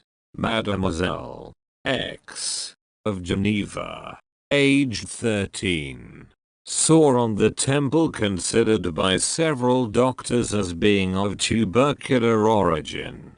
For a year and a half it has refused to yield to the different treatments ordered. She is taken to M. Baudouin, a follower of Emile Coué at Geneva, who treats her by suggestion and tells her to return in a week. When she comes back, the sore has healed. Mademoiselle Z, also of Geneva, has had the right leg drawn up for 17 years, owing to an abscess above the knee which had to be operated upon. She asks M. Baudouin to treat her by suggestion, and hardly has he begun when the leg can be bent and unbent in a normal manner. There was of course a psychological cause in this case. Madame Urbain Marie, aged 55, at Maxéville, Varicose-Nicer, dating from more than a year and a half. First visit in September 1915. And a second one a week later. In a fortnight the cure is complete. Emile Coué, 10 years old, Grand Rue, 19, a refugee from Metz. Some unknown heart complaint with vegetations. Every night loses blood by the mouth. Comes first in July 1915. And after a few visits the loss of blood diminishes, and continues to do so until by the end of November it has ceased completely. The vegetations also seem to be no longer there, and by August 1916, there had been no relapse. M. Hazard, aged 48, living at Bryn, invalided the 15th of January, 1915, with specific chronic bronchitis, which is getting worse every day. He comes into me in October, 1915, The improvement is immediate, and has been maintained since. At the present moment, although he is not completely cured, he is very much better. MB has suffered for 24 years from frontal sinus, which had necessitated 11 operations. In spite of all that had been done, the sinus persisted, accompanied by intolerable pains. The physical state of the patient was pitiable in the extreme. He had violent and almost continuous pain, extreme weakness, lack of appetite, could neither walk, read nor sleep, etc. His nerves were in nearly as bad a state as his body, and in spite of the treatment of such men as Bernheim of Nancy, Degerine of Paris, Dubois of Bern, X. of Strasbourg, his ill health not only continued but even grew worse every day. The patient comes to me in September 1915, on the advice of one of my other patients. From that moment he made rapid progress, and at the present time, 1921, he is perfectly well. It is a real resurrection. M. Nagungust, age 18, Rousselier, 39, suffering from Pott's disease, comes to me at the beginning of 1914, having been encased for 6 months in a plaster corset. Comes regularly twice a week to the séances, and makes for himself the usual suggestion morning and evening.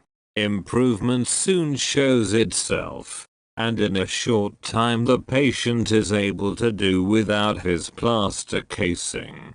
I saw him again in April 1916. He was completely cured, and was carrying on his duties as postman, after having been assistant to an ambulance at Nancy, where he had stayed until it was done away with. MD. At Jarville, paralysis of the left upper eyelid. Goes to the hospital where he receives injections, as a result of which the eyelid is raised. The left eye was, however, deflected outwards for more than 45 degrees, and an operation seemed to be necessary. It was at this moment that he came to me, and thanks to autosuggestion the eye went back little by little to its normal position. Madame L. of Nancy. Continuous pain in the right side of the face, which had gone on for 10 years.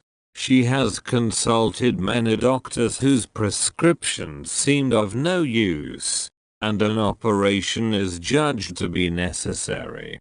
The patient comes to me on the 25th of July, 1916, and there is an immediate improvement. In about 10 days' time the pain has entirely vanished, and up to the 20th of December, there had been no recurrence. T. Morris, aged 8½, at Nancy, club feet. A first operation cures, or nearly so, the left foot, while the right one still remains crippled. 2 subsequent operations do no good. The child is brought to me for the first time in February 1915. He walks pretty well, thanks to 2 contrivances which hold his feet straight. The first visit is followed by an immediate improvement, and after the second, the child is able to walk in ordinary boots. The improvement becomes more and more marked. By the 17th of April the child is quite well. The right foot, however, is not now quite so strong as it was, owing to a sprain which he gave it in February 1916. Mademoiselle X, at Blainville, a sore on the left foot, probably of specific origin. A slight sprain has brought about a swelling of the foot accompanied by acute pains.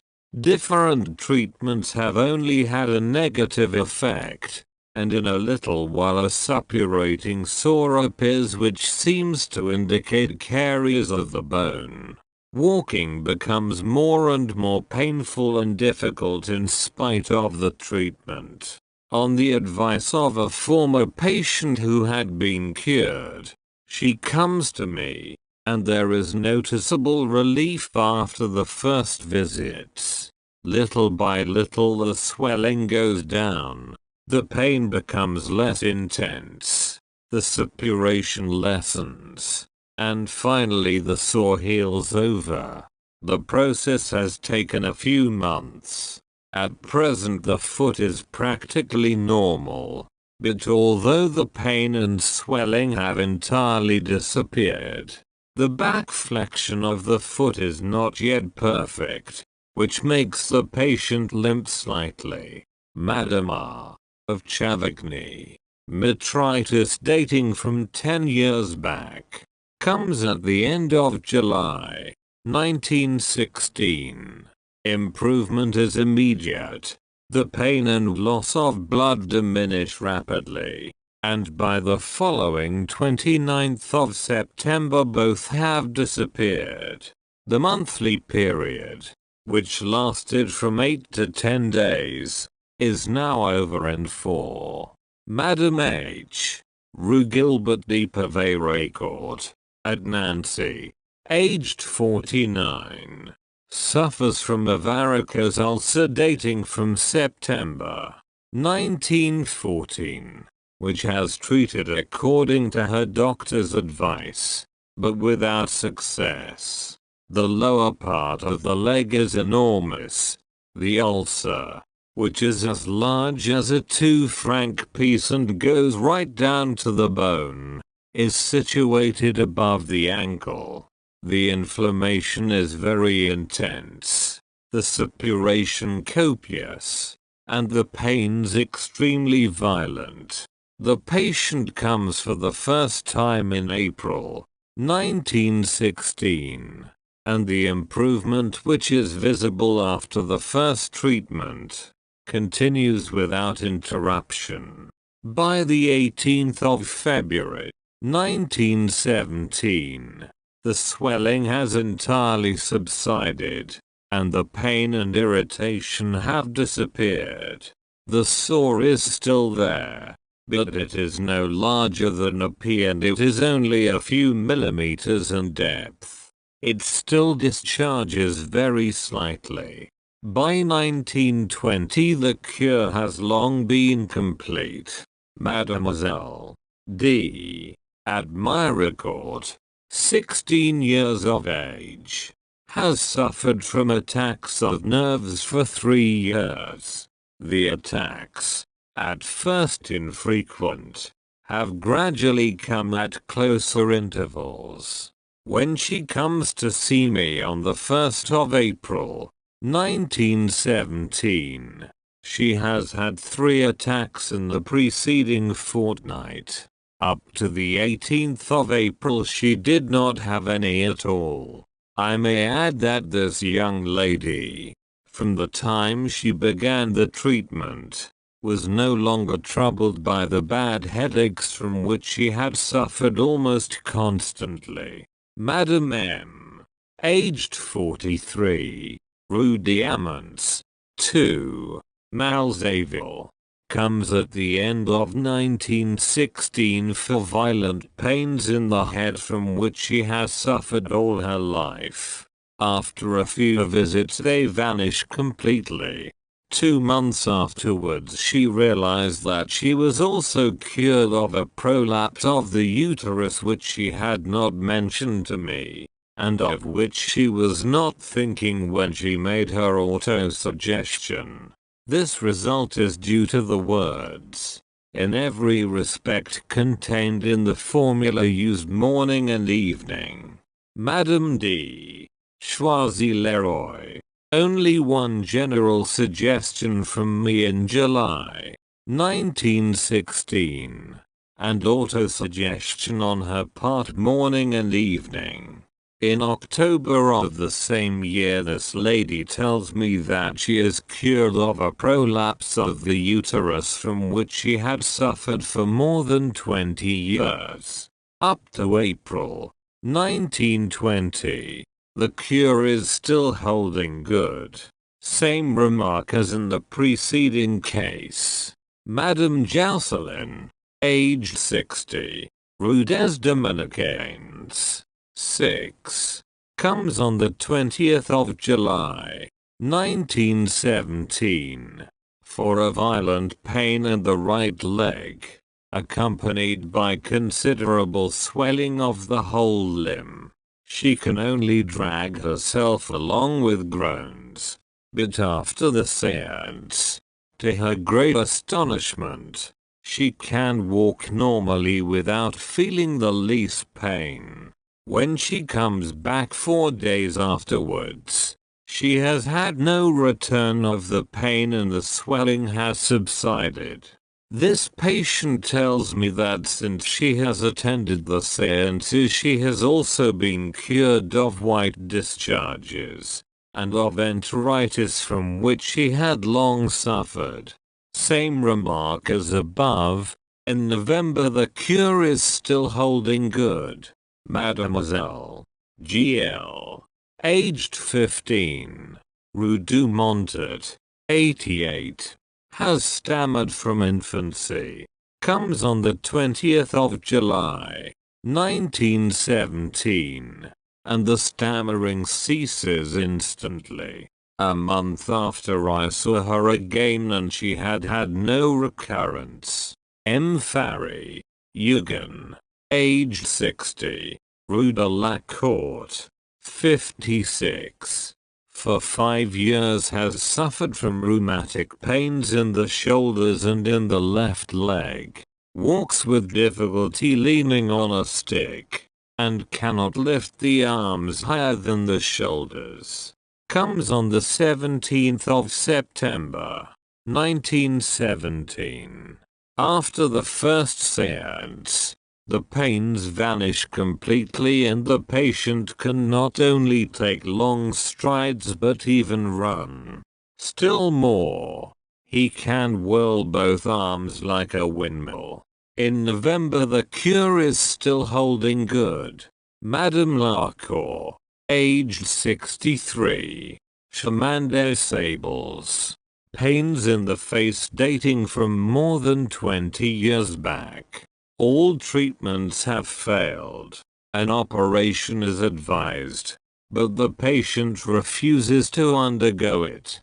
She comes for the first time on the 25th of July, 1916, and 4 days later the pain ceases.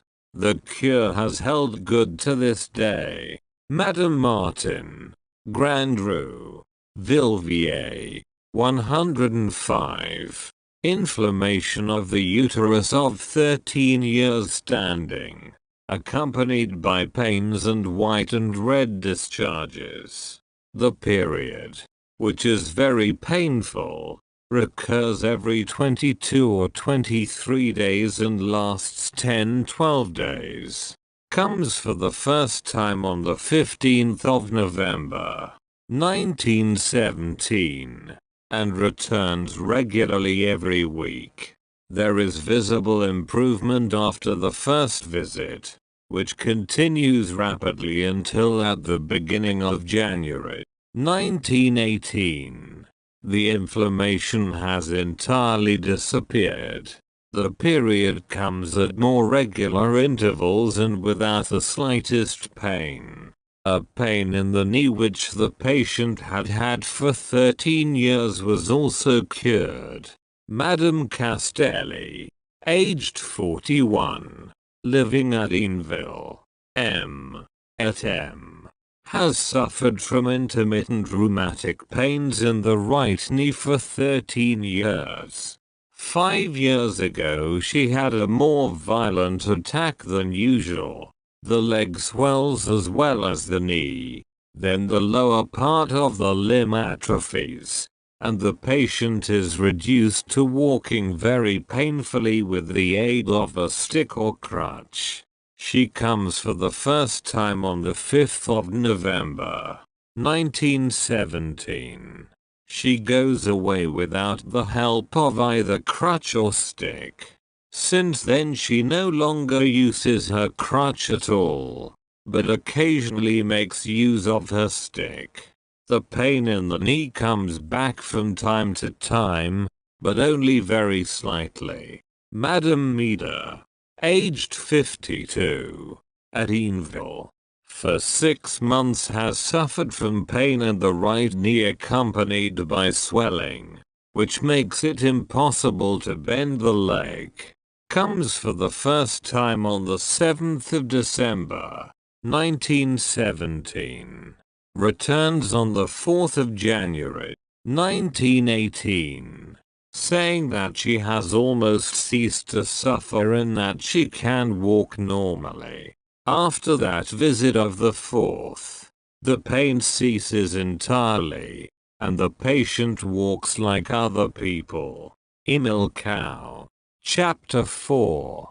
Education as it ought to be. It may seem paradoxical, but, nevertheless, the education of a child ought to begin before its birth. In sober truth, if a woman, a few weeks after conception, makes a mental picture of the sex of the child she is going to bring forth into the world, of the physical and moral qualities with which she desires to see it endowed, and if she will continue during the time of gestation to impress on herself the same mental image, the child will have the sex and qualities desired. Spartan women only brought forth robust children, who grew to be redoubtable warriors, because their strongest desire was to give such heroes to their country, whilst, at Athens, mothers had intellectual children whose mental qualities were 100-fold greater than their physical attributes. The child thus engendered will be apt to accept readily good suggestions which may be made to him and to transform them into autosuggestion, which later will influence the course of his life. For you must know that all our words, all our acts, are only the result of autosuggestions caused, for the most part, by the suggestion of example or speech. How then should parents, and those entrusted with the education of children, avoid provoking bad autosuggestions and, on the other hand, influence good autosuggestions? In dealing with children, always be even-tempered and speak in a gentle but firm tone. In this way they will become obedient without ever having the slightest desire to resist authority.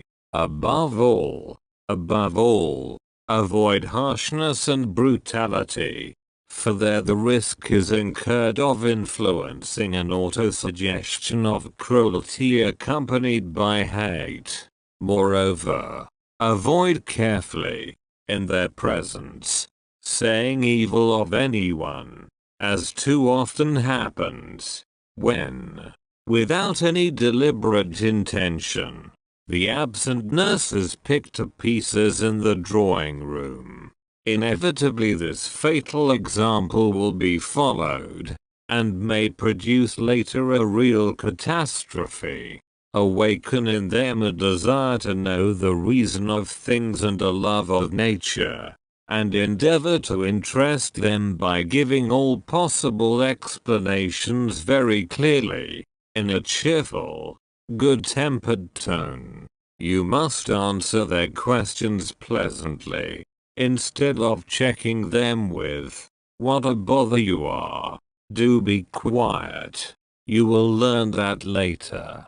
Never on any account say to a child, "You are lazy and good for nothing," because that gives birth in him to the very faults of which you accuse him. If a child is lazy and does his tasks badly, you should say to him one day, even if it is not true, "There, this time your work is much better than it generally is. Well done."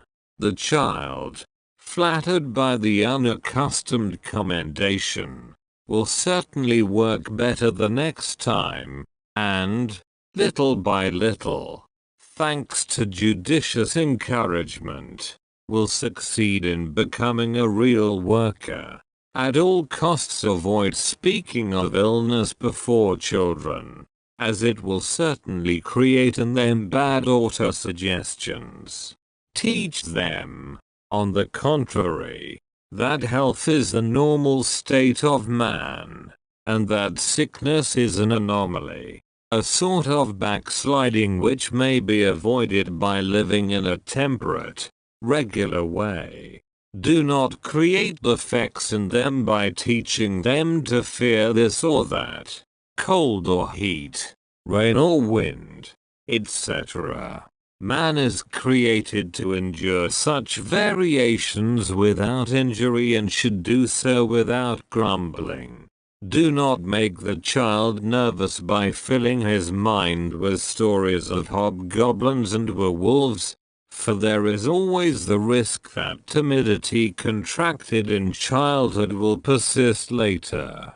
It is necessary that those who do not bring up then children themselves should choose carefully those to whom they are entrusted. To love them is not sufficient. They must have the qualities you desire your children to possess. Awaken in them the love of work and of study, making it easier by explaining things carefully and in a pleasant fashion, and by introducing in the explanation some anecdote which will make the child eager for the following lesson. Above all, impress on them that work is essential for man, and that he who does not work in some fashion or another is a worthless, useless creature, and that all work produces in the man who engages in it a healthy and profound satisfaction, whilst idleness, so longed for and desired by some, produces weariness, neurasthenia, disgust of life, and leads those who do not possess the means of satisfying the passions created by idleness, to debauchery and even to crime. Teach children to be always polite and kind to all, and particularly to those whom the chance of birth has placed in a lower class than their own, and also to respect age, and never to mock at the physical or moral defects that age often produces.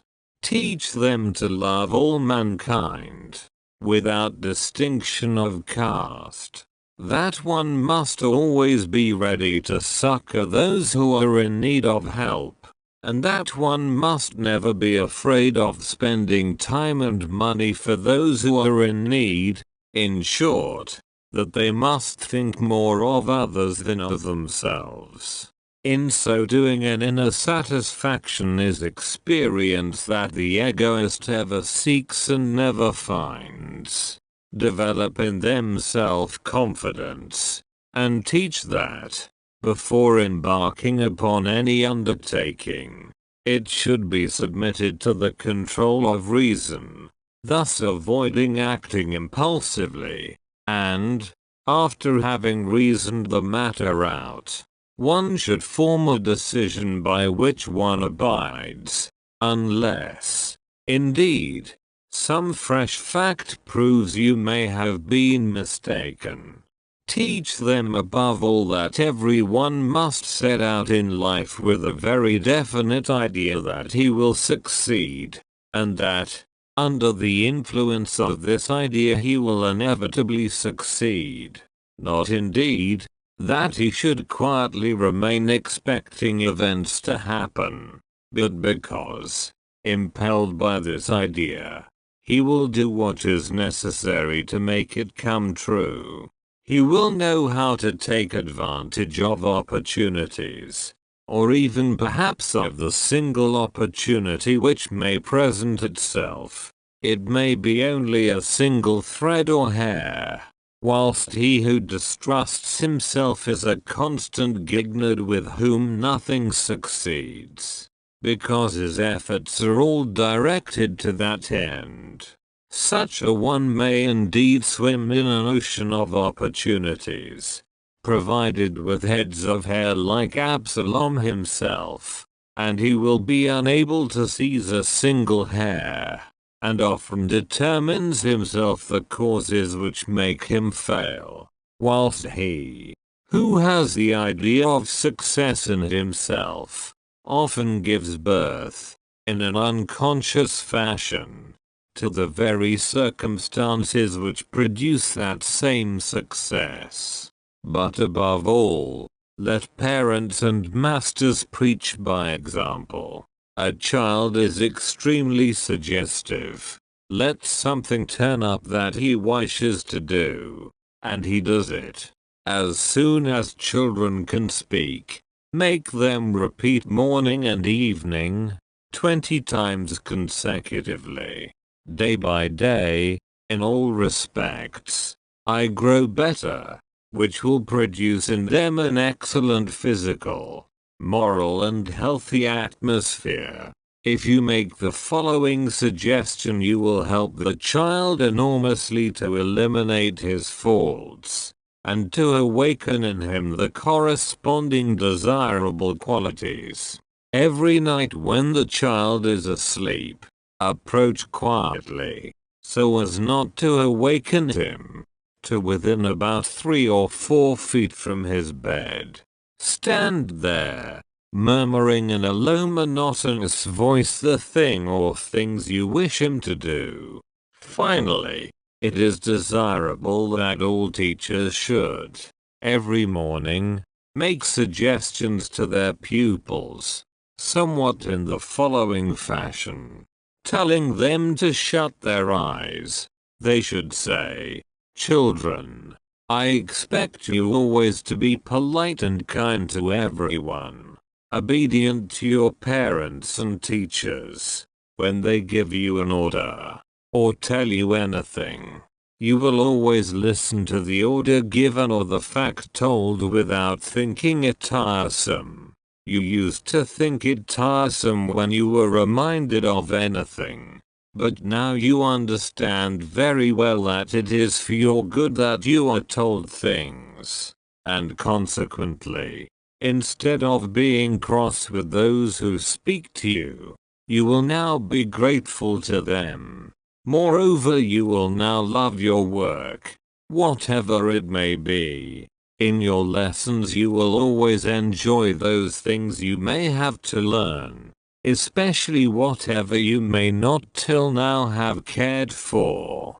Moreover, when the teacher is giving a lesson in class, you will now devote all your attention, solely and entirely to what he says, instead of attending to any silly things said or done by your companions, and without doing or saying anything silly yourself.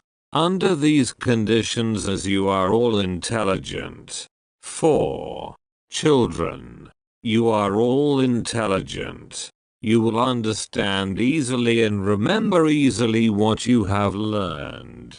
It will remain embedded in your memory, ready to be at your service, and you will be able to make use of it as soon as you need it. In the same way, when you are working at your lessons alone, or at home, when you are accomplishing a task or studying a lesson, you will fix your attention solely on the work you are doing, and you will always obtain good marks for your lessons. This is the counsel which, if followed faithfully and truly from henceforth, will produce a race endowed with the highest physical and moral qualities. Emile Coué. Chapter 5. A survey of the Séances at Emile. The town thrills at this name, for from every rank of society people come to him and everyone is welcomed with the same benevolence, which already goes for a good deal. But what is extremely poignant is at the end of the séance to see the people who came in gloomy, bent, almost hostile, they were in pain, go away like everybody else, unconstrained, cheerful, sometimes radiant. They are no longer in pain, with the strong and smiling goodness of which he has the secret.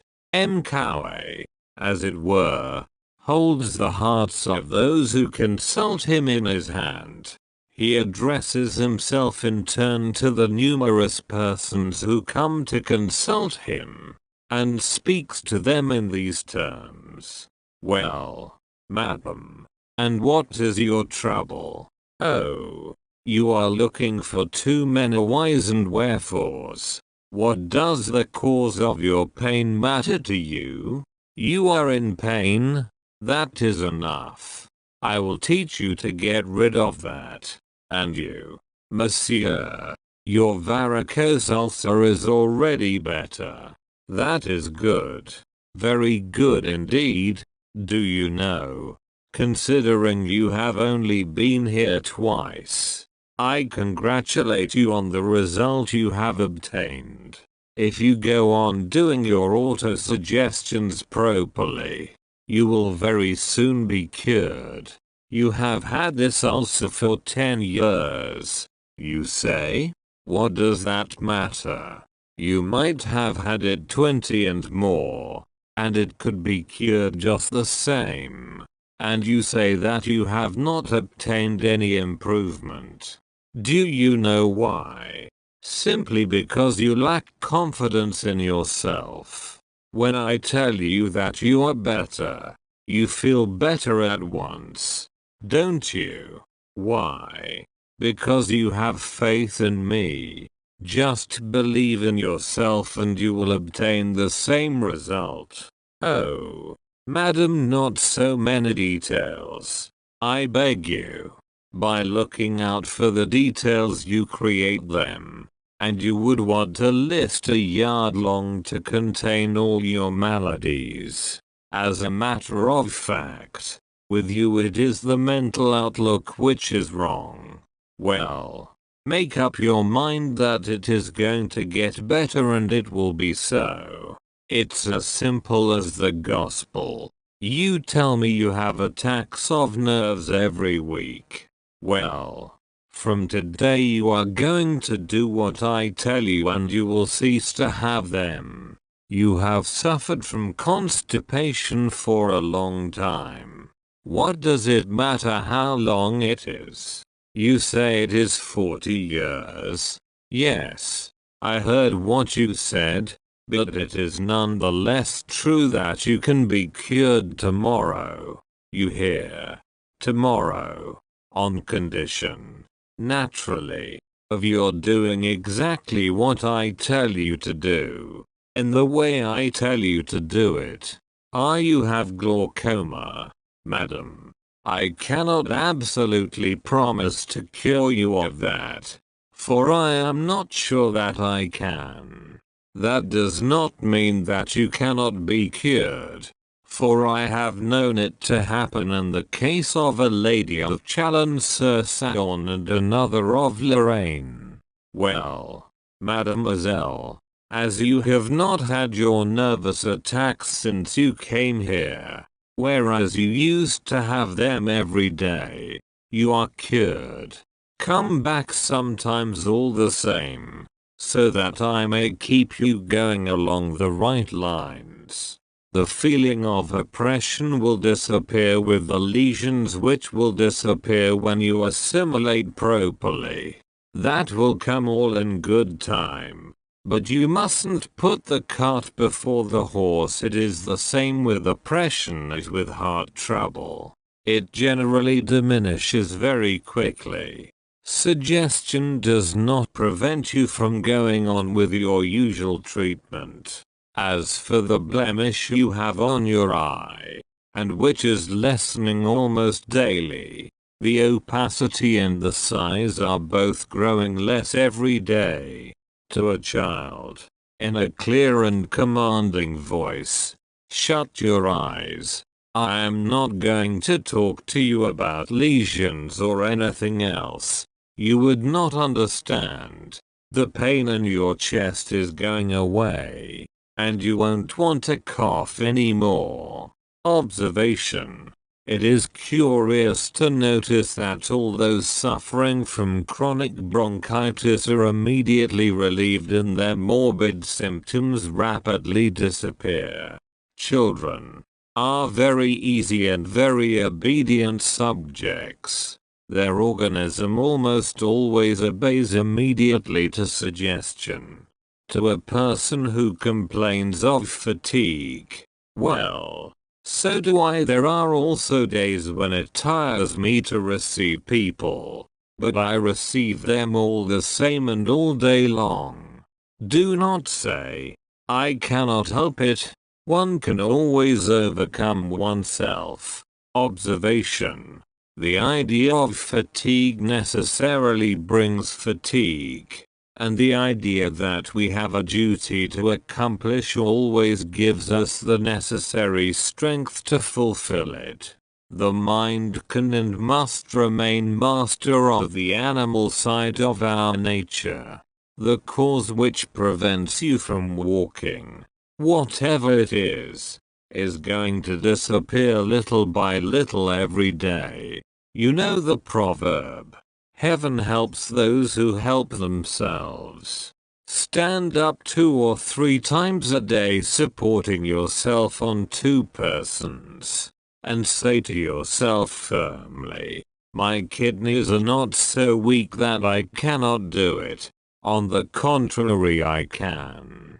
After having said, every day, in every respect, I am getting better and better, add, the people who are pursuing me cannot pursue me anymore.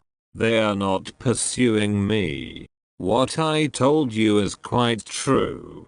It was enough to think that you had no more pain for the pain to disappear. Do not think then that it may come back or it will come back. A woman. Sotto voice. What patience he has. What a wonderfully painstaking man. All that we think becomes true for us. We must not then allow ourselves to think wrongly. Think my trouble is going away.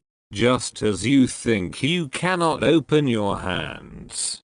The more you say, I will not, the more surely the contrary comes about.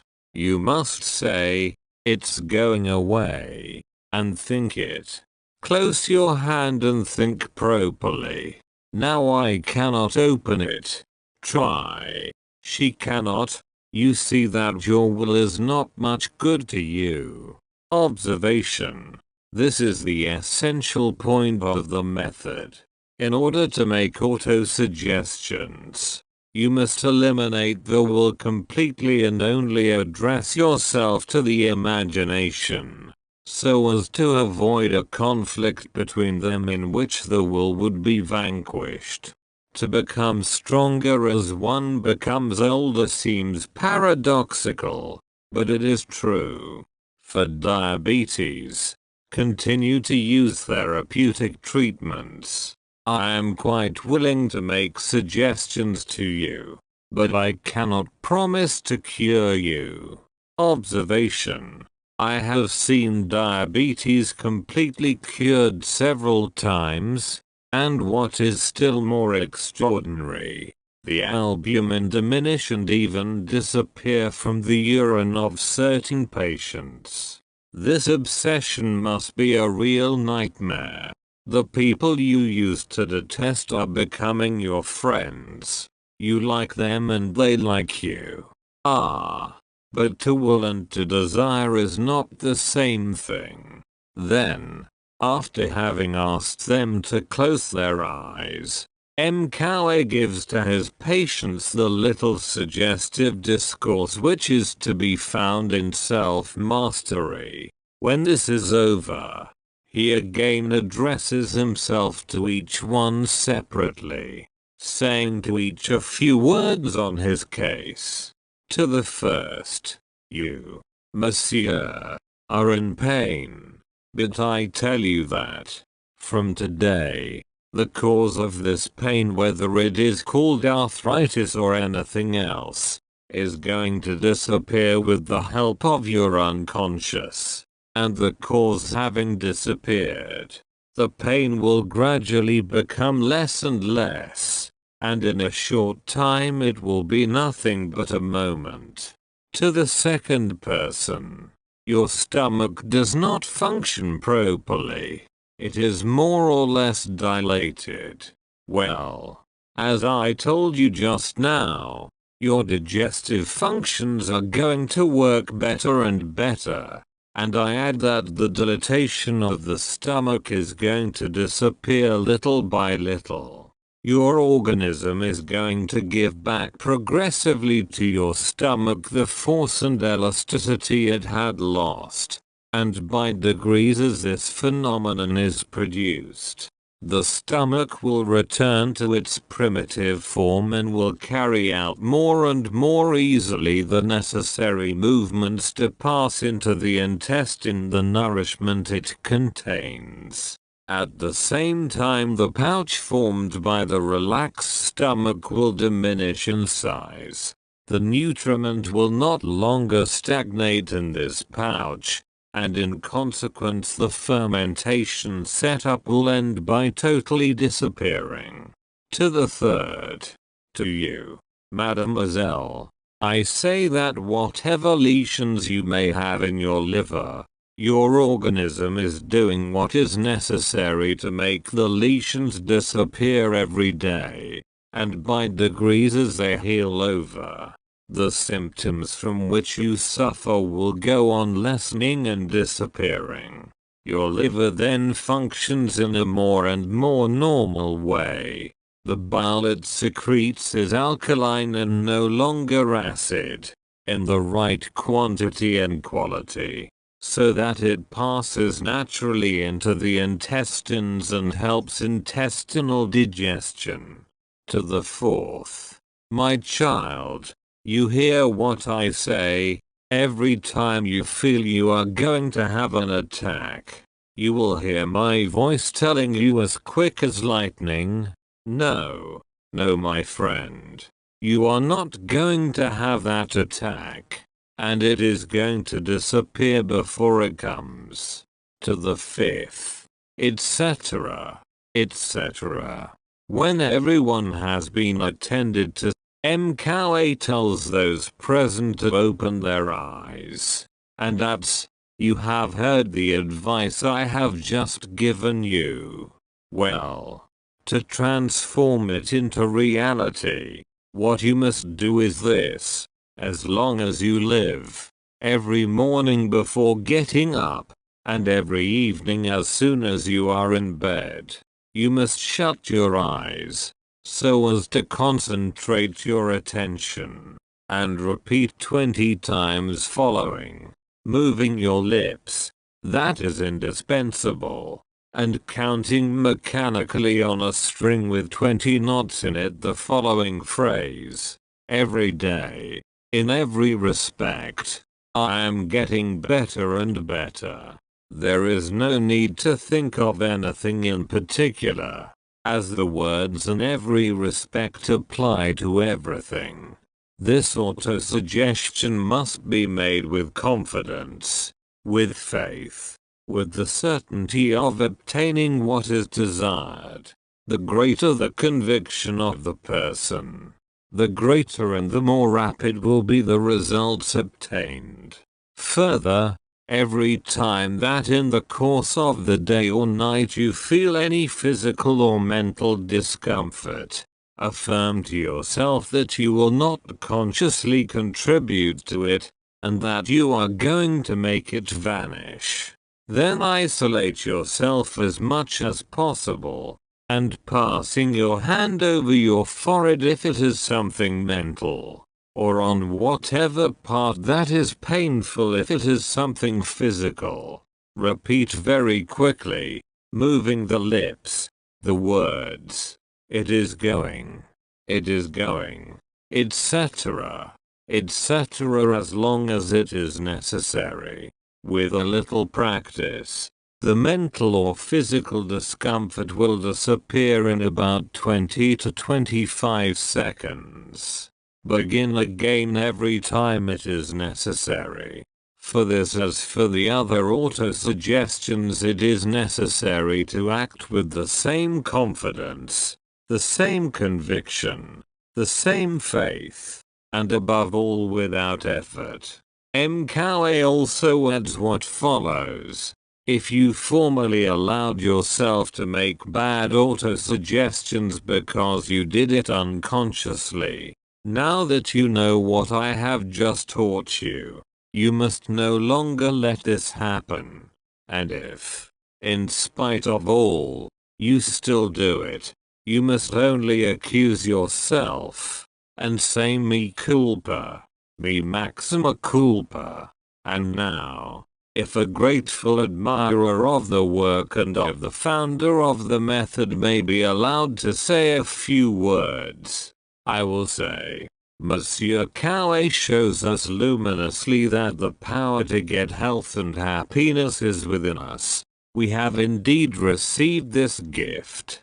Therefore, suppressing, first of all, every cause of suffering created or encouraged by ourselves, then putting into practice the favorite maxim of Socrates, "Know thyself," and the advice of Pope, "that I may reject none of the benefits that thy goodness bestows upon me." Let us take possession of the entire benefit of autosuggestion. Let us become this very day members of the Lorraine Society of Applied Psychology. Let us make members of it those who may be in our care. It is a good deed to do to them. By this means we shall follow first of all the great movement of the future of which Emile Coué is the originator. He devotes to it his days, his nights, his worldly goods, and refuses to accept but hush. No more of this lest his modesty refuses to allow these lines to be published without alteration. But above all by this means we shall know exactly the days and hours of his lectures at Paris, Nancy and other towns, where he devotedly goes to sow the good seed, and where we can go to see him, and hear him and consult him personally, and with his help awake or stir up in ourselves the personal power that every one of us has received of becoming happy and well. May I be allowed to add that when Emile Coué has charged an entrance fee for his lectures, they have brought in thousands of francs for the disabled and others who have suffered through the war. EVSOER. Note: entrance is free to the members of the Lorraine Society of Applied Psychology. Chapter 6.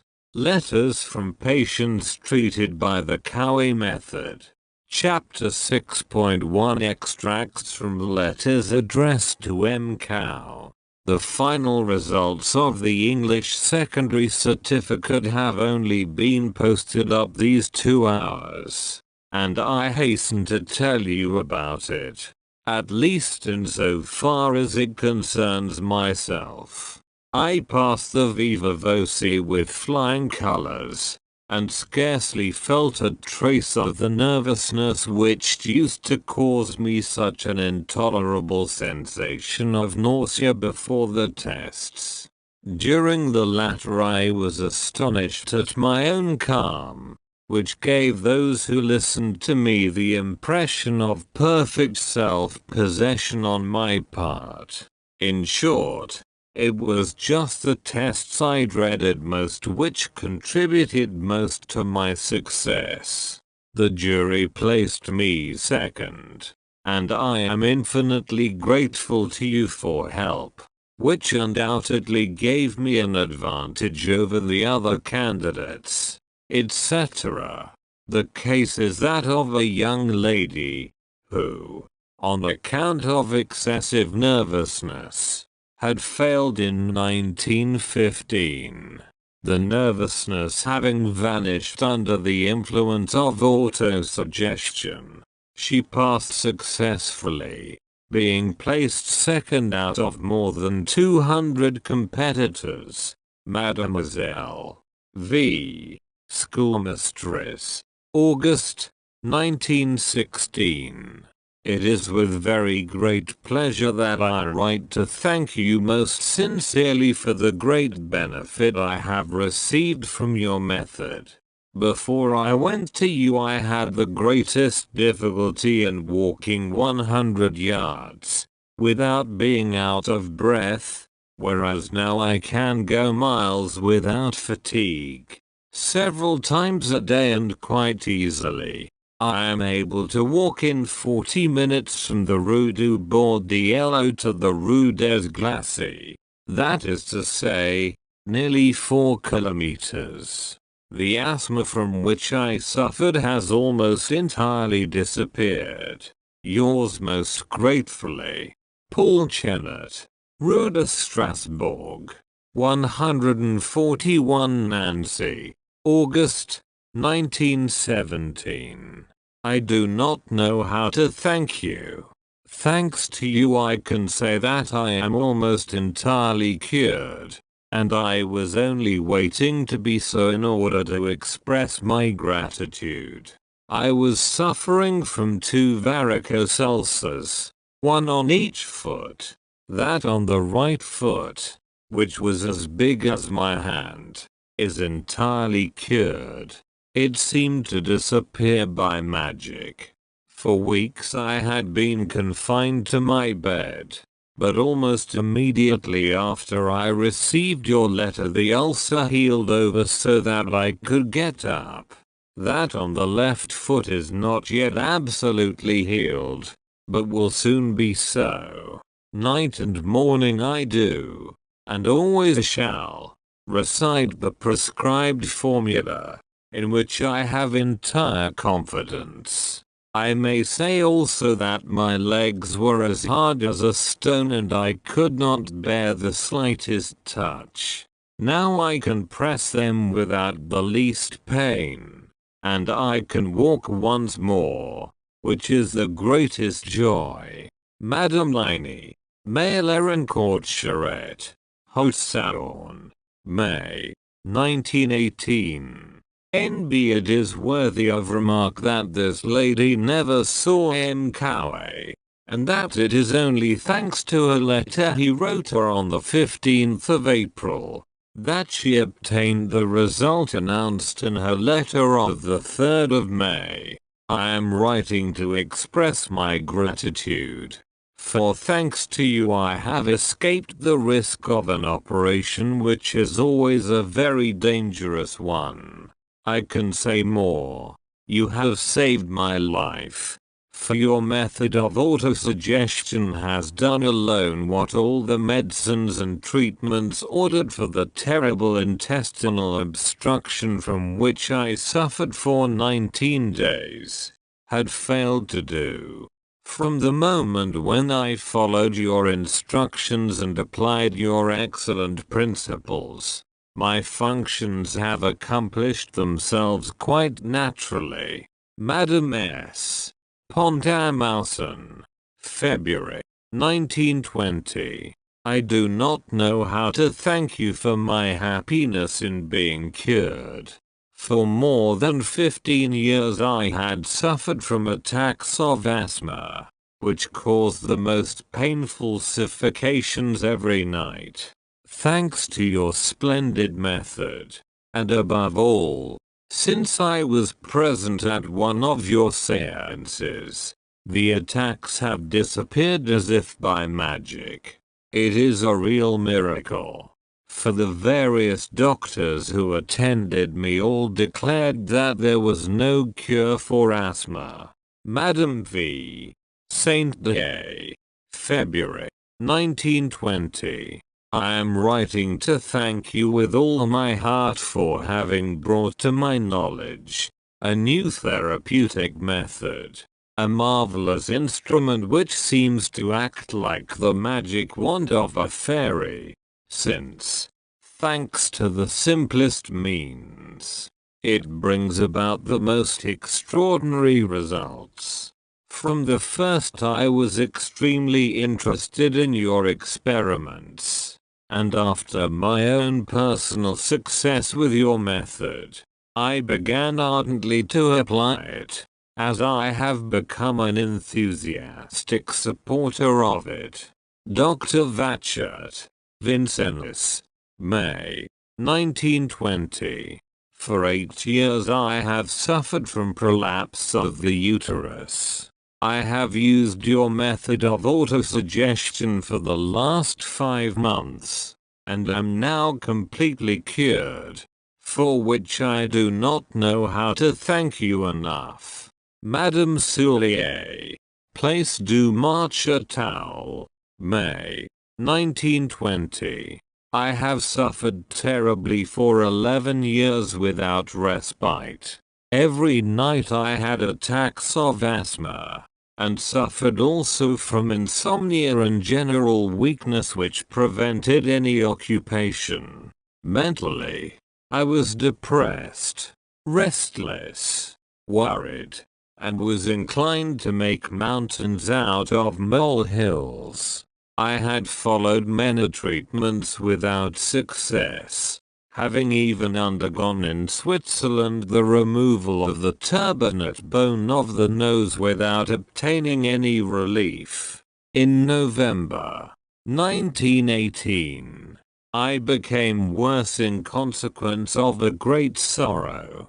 While my husband was at Corfu, he was an officer on a warship.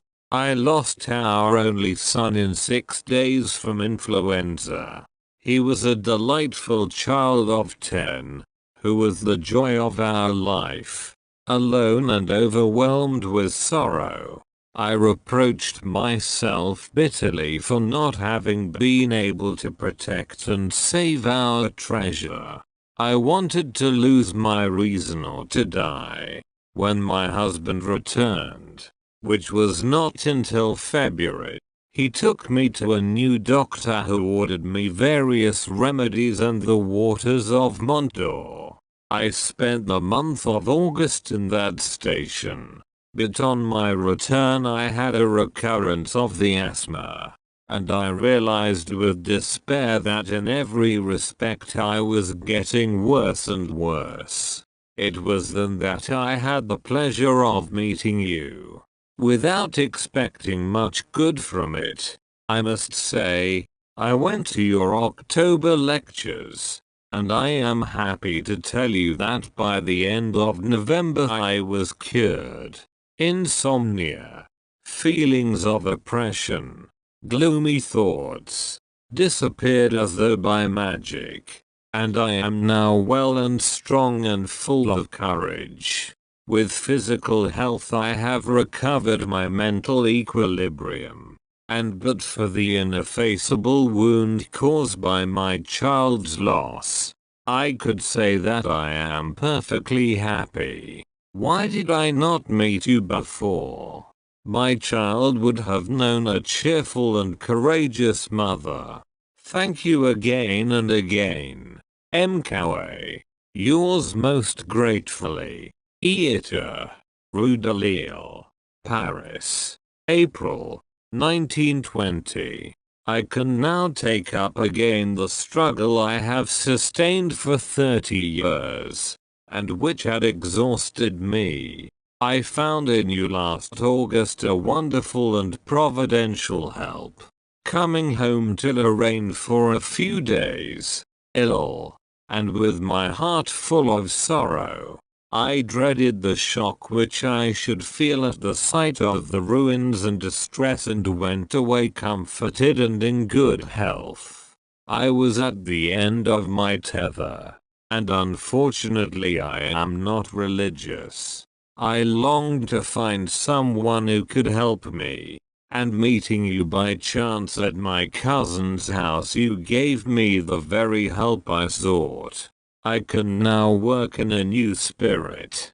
I suggest to my unconscious to re-establish my physical equilibrium, and I do not doubt that I shall regain my former good health.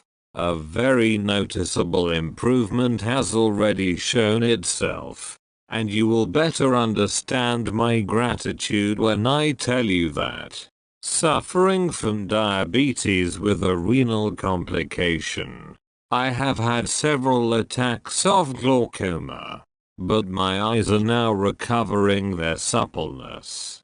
Since then my sight has become almost normal, and my general health has much improved. Mademoiselle, the professor at the Young Ladies' College at CH. January 1920. I read my thesis with success, and was awarded the highest mark in the congratulations of the jury. Of all these honors a large share belongs to you, and I do not forget it. I only regretted that you were not present to hear your name referred to with warm and sympathetic interest by the distinguished jury. You can consider that the doors of the university have been flung wide open to your teaching. Do not thank me for it, for I owe you far more than you can owe me. Ch. Baudouin, Professor at the Institute. J. Rousseau, Geneva. I admire your courageousness, and am quite sure that it will help to turn men of friends into a useful and intelligent direction. I confess that I have personally benefited by your teaching, and have made my patients do so too. At the nursing home we try to apply your method collectively, and have already obtained visible results in this way. Dr. Birillan, Paris, March 1920. I have received your kind letter as well as your very interesting lecture. I am glad to see that you make a rational connection between hetero and autosuggestion, and I note particularly the passage in which you say that the will must not intervene in autosuggestion. That is what a great number of professors of autosuggestion, unfortunately including a large number of medical men, do not realize at all. I also think that an absolute distinction should be established between autosuggestion and the training of the will. Dr. Van Velsen, Brussels, March 1920. What must you think of me? That I have forgotten you? Oh, no. I assure you that I think of you with the most grateful affection, and I wish to repeat that your teachings are more and more efficacious.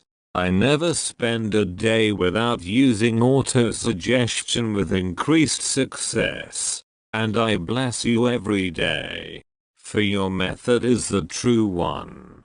Thanks to it, I am assimilating your excellent directions, and am able to control myself better every day, and I feel that I am stronger.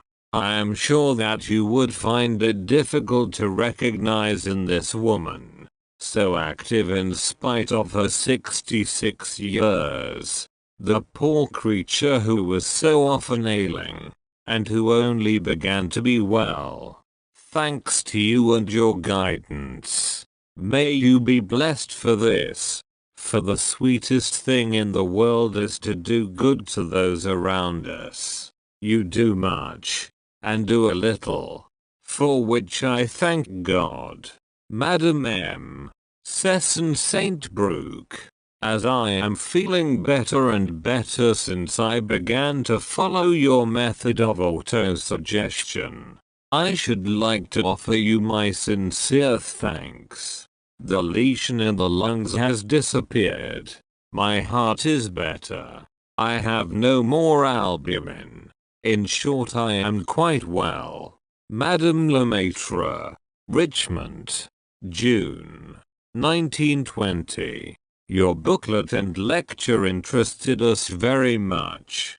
It would be desirable for the good of humanity that they should be published in several languages, so that they might penetrate to every race and country, and thus reach a greater number of unfortunate people who suffer from the wrong use of that all-powerful, and almost divine, faculty, the most important to man, as you affirm and prove so luminously and judiciously, which we call the imagination.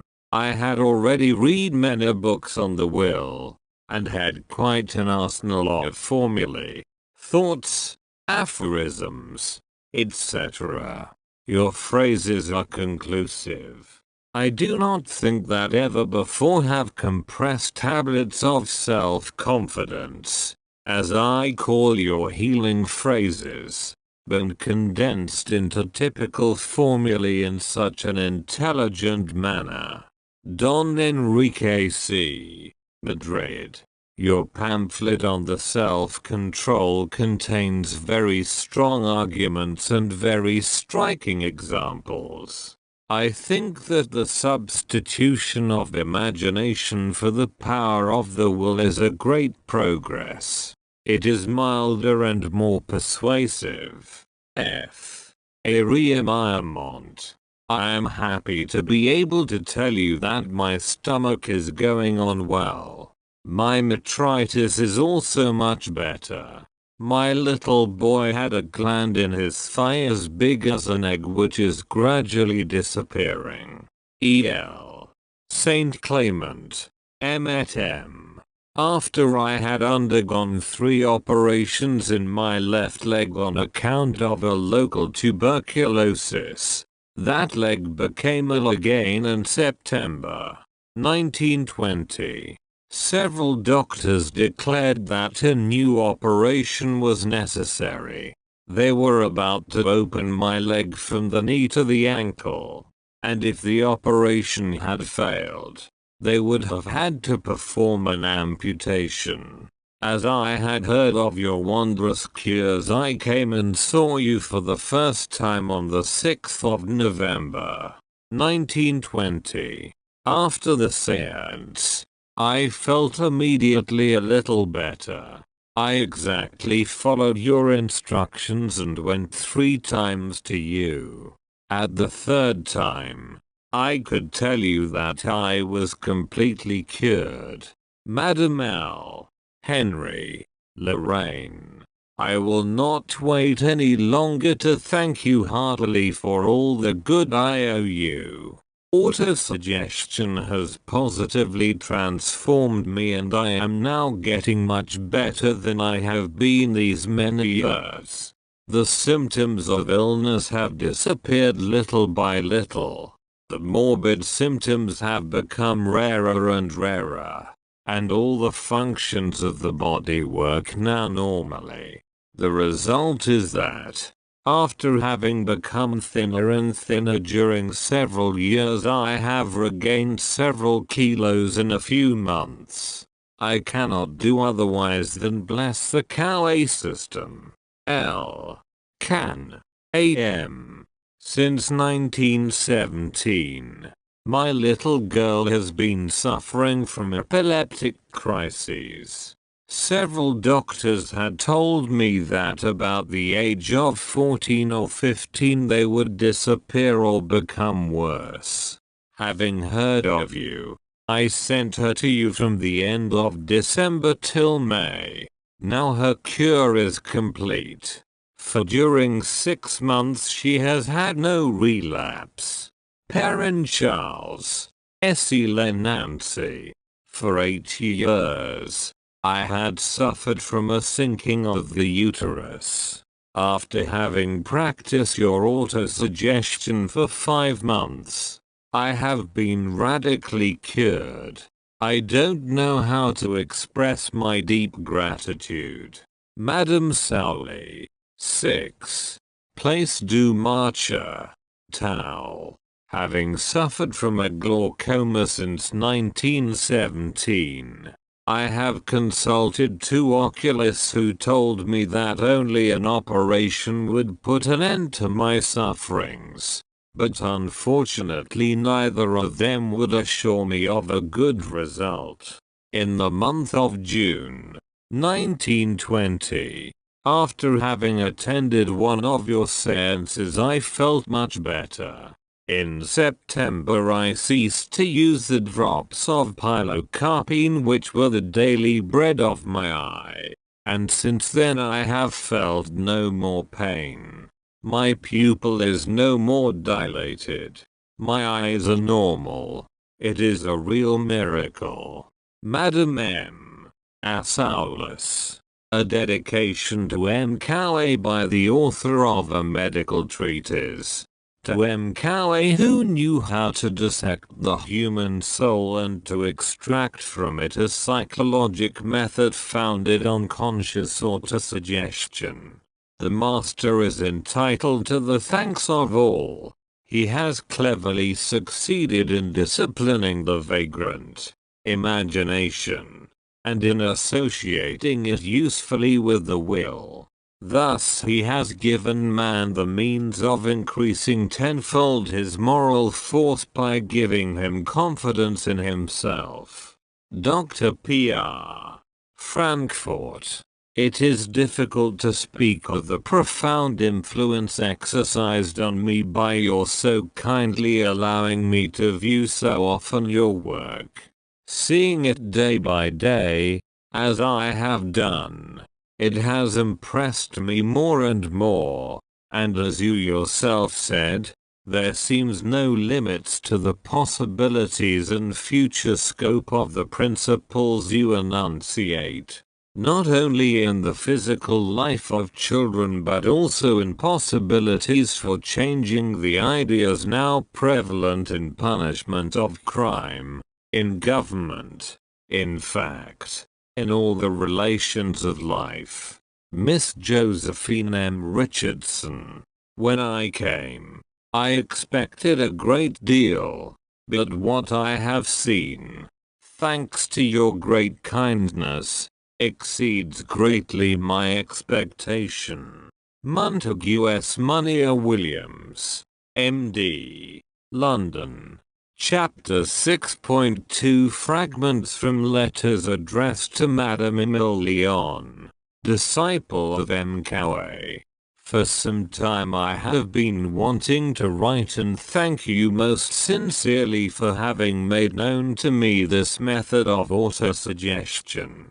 Thanks to your good advice, the attacks of nerves to which I was subject have entirely disappeared, and I am certain that I am quite cured. Further, I feel myself surrounded by a superior force which is an unfaltering guide, and by whose aid I surmount with ease the difficulties of life. Madame F. Rue de Bougainville. 4. Paris.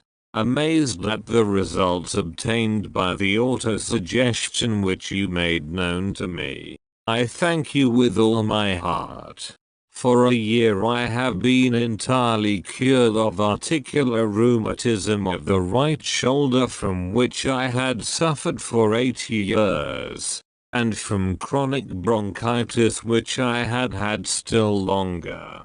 The numerous doctors I had consulted declared me incurable, but thanks to you and to your treatment, I have found with perfect health the conviction that I possess the power to keep it. Madame L.T. Rue du Laus, 4, Paris.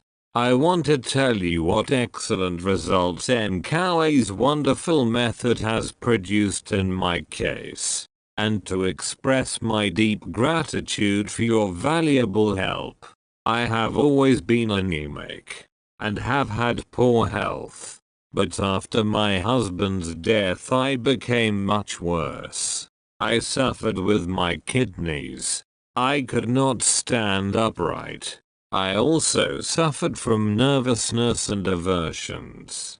All that has gone and I am a different person. I no longer suffer. I have more endurance, and I am more cheerful. My friends hardly recognize me, and I feel a new woman. I intend to spread the news of this wonderful method. So clear, so simple, so beneficent, and to continue to get from it the best results for myself as well. MLD, Paris, June, 1920. I cannot find words to thank you for teaching me your good method. What happiness you have brought to me. I thank God who led me to make your acquaintance, for you have entirely transformed my life. Formerly I suffered terribly at each monthly period and was obliged to lie in bed. Now all is quite regular and painless. It is the same with my digestion, and I am no longer obliged to live on milk as I used, and I have no more pain, which is a joy. My husband is astonished to find that when I travel I have no more headaches, whereas before I was always taking tablets. Now, thanks to you, I need no remedies at all. But I do not forget to repeat 20 times morning and evening the phrase you taught me. Every day, in every respect, I am getting better and better. BP, Paris, October, 1920. In rereading the method I find it more and more superior to all the developments inspired by it. It surpasses all that has been invented of so-called scientific systems, themselves based on the uncertain results of an uncertain science, which feels its way and deceives itself, and of which the means of observation are also fairly precarious in spite of what the learned say. M. Coué, on the other hand, suffices for everything, goes straight to the aim, attains it with certainty, and in freeing his patient carries generosity and knowledge to its highest point, since he leaves to the patient himself the merit of this freedom, and the use of a marvelous power. No, really, there is nothing to alter in this method. It is, as you so strikingly say, a gospel. To report faithfully his acts and words and spread his method. That is what must be done, and what I shall do myself as far as is in any way possible. P.C. I am amazed at the results that I have obtained and continue to obtain daily, by the use of the excellent method you have taught me of conscious autosuggestion. I was ill mentally and physically. Now I am well and am also nearly always cheerful. That is to say that my depression has given way to cheerfulness. And certainly I do not complain of the change, for it is very preferable, I assure you. How wretched I used to be. I could digest nothing. Now I digest perfectly well and the intestines act naturally. I also used to sleep so badly, whereas now the nights are not long enough. I could not work, but now I am able to work hard. Of all my ailments nothing is left but an occasional touch of rheumatism, which I feel sure will disappear like the rest by continuing your good method. I cannot find words to express my deep gratitude to you, Madame Freire. Boulevard Malesherbes, Paris. Chapter 6.3 Extracts from Letters. Addressed to Mademoiselle Kaufmann, disciple of Emile Coué. As I have been feeling better and better since following the method of autosuggestion which you taught me, I feel I owe you the sincerest thanks. I am now qualified to speak of the great and undeniable advantages of this method. As to it alone I owe my recovery. I had a lesion in the lungs which caused me to spit blood. I suffered from lack of appetite, daily vomiting, loss of flesh, and obstinate constipation. The spitting of blood lessened at once and soon entirely disappeared. The vomiting ceased. The constipation no longer exists. I have got back my appetite, and in 2 months I have gained nearly a stone in weight. In the face of such results observed, not only by parents and friends, but also by the doctor who has been attending me for several months, it is impossible to deny the good effect of autosuggestion and not to declare openly that it is to your method that I owe my return to life. I authorize you to publish my name if it is likely to be of service to others, and I beg you to believe me. Yours most gratefully, Jean Gilly, 15 Avenue, Beriglian. Nice. March 1918. I consider it a duty to tell you how grateful I am to you for acquainting me with the benefits of autosuggestion. Thanks to you, I no longer suffer from those agonizing and frequent heart stoppages, and I have regained my appetite which I had lost for months. Still more, as a hospital nurse, I must thank you from my heart for the almost miraculous recovery of one of my patients, seriously ill with tuberculosis, which caused him to vomit blood constantly and copiously. His family and myself were very anxious when heaven sent you to him. After your first visit the spitting of blood ceased. His appetite returned, and after a few more visits made by you to his sick bed, all the organs little by little resumed their normal functions. At last one day we had the pleasant surprise and joy of seeing him arrive at your private séance, where, before those present, he himself made the declaration of his cure, due to your kind intervention. Thank you with all my heart. Yours gratefully and sympathetically, A. Kettner, 26 Avenue, Beriglian. Nice. March 1918. From day to day I have put off writing to you to thank you for the cure of my little Sylvain. I was in despair. The doctors telling me that there was nothing more to be done but to try the sanatorium of Arcachon or Jucout, near Dunkirk. I was going to do so when mine Collard advised me to go and see you. I hesitated, as I felt skeptical about it. But I now have the proof of your skill. For Sylvan has completely recovered. His appetite is good.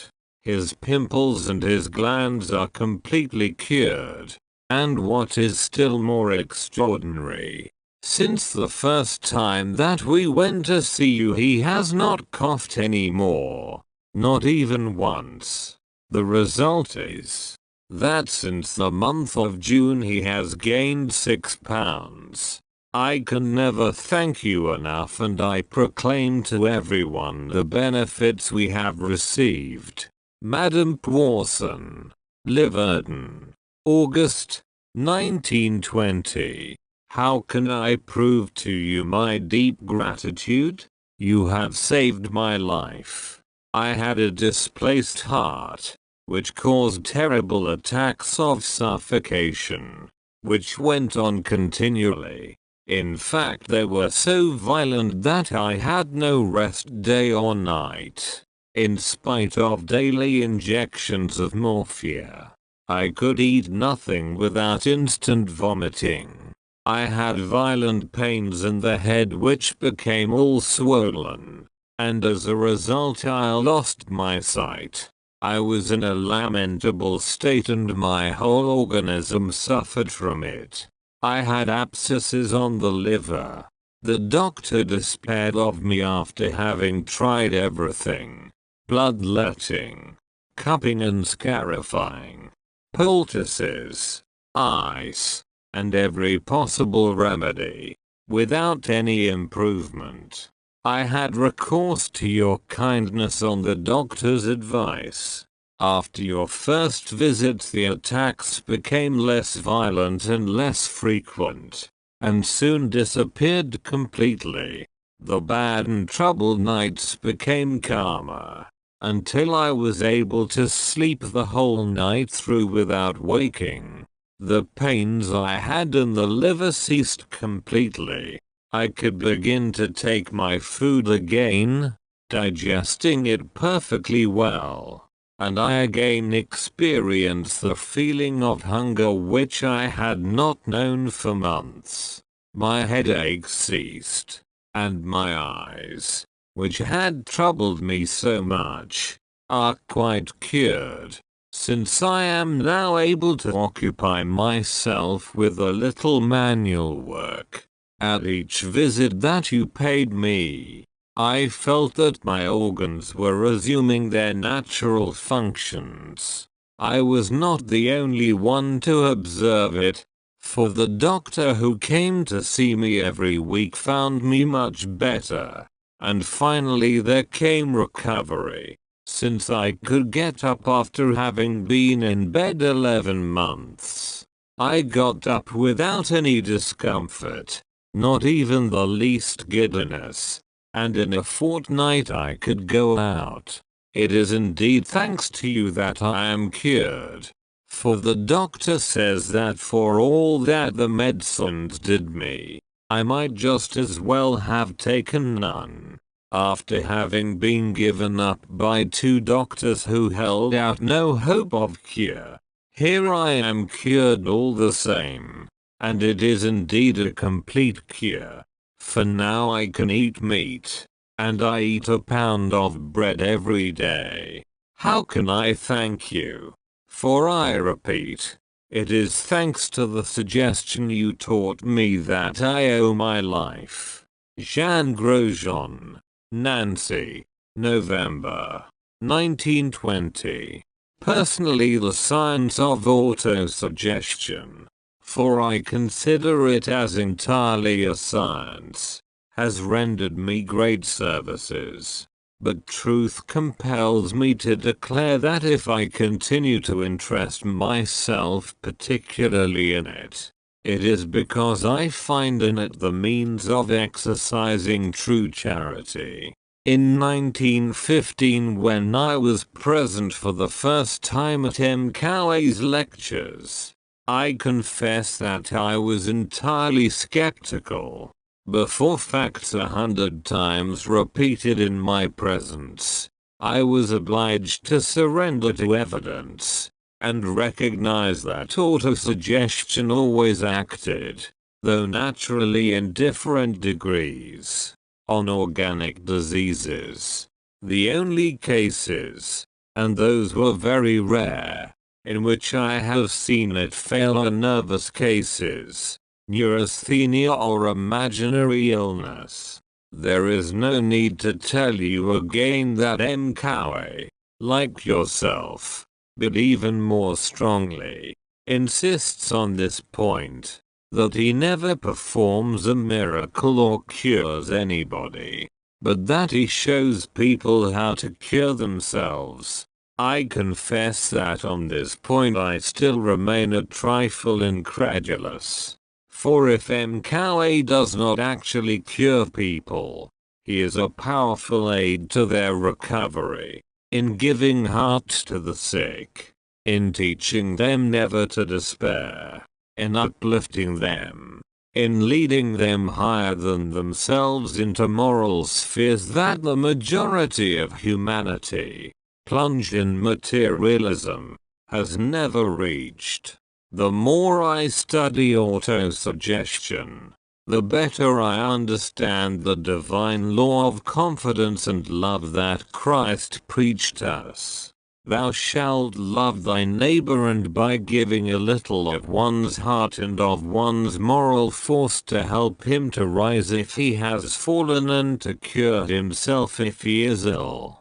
Here also from my Christian point of view, is the application of autosuggestion, which I consider as a beneficial and comforting science which helps us to understand that as the children of God, we all have within us forces whose existence we did not suspect, which properly directed, serve to elevate us morally and to heal us physically. Those who do not know your science, or who only know it imperfectly, should not judge it without having seen the results it gives and the good it does. Believe me to be your faithful admirer, MLD, Nancy, November, 1920. Chapter 7. The Miracle Within by M. Burnet-Provins. Reprinted from the Renaissance Politique, Littéraire et Artistique of the 18th of December, 1920. Homage to Emile Coué.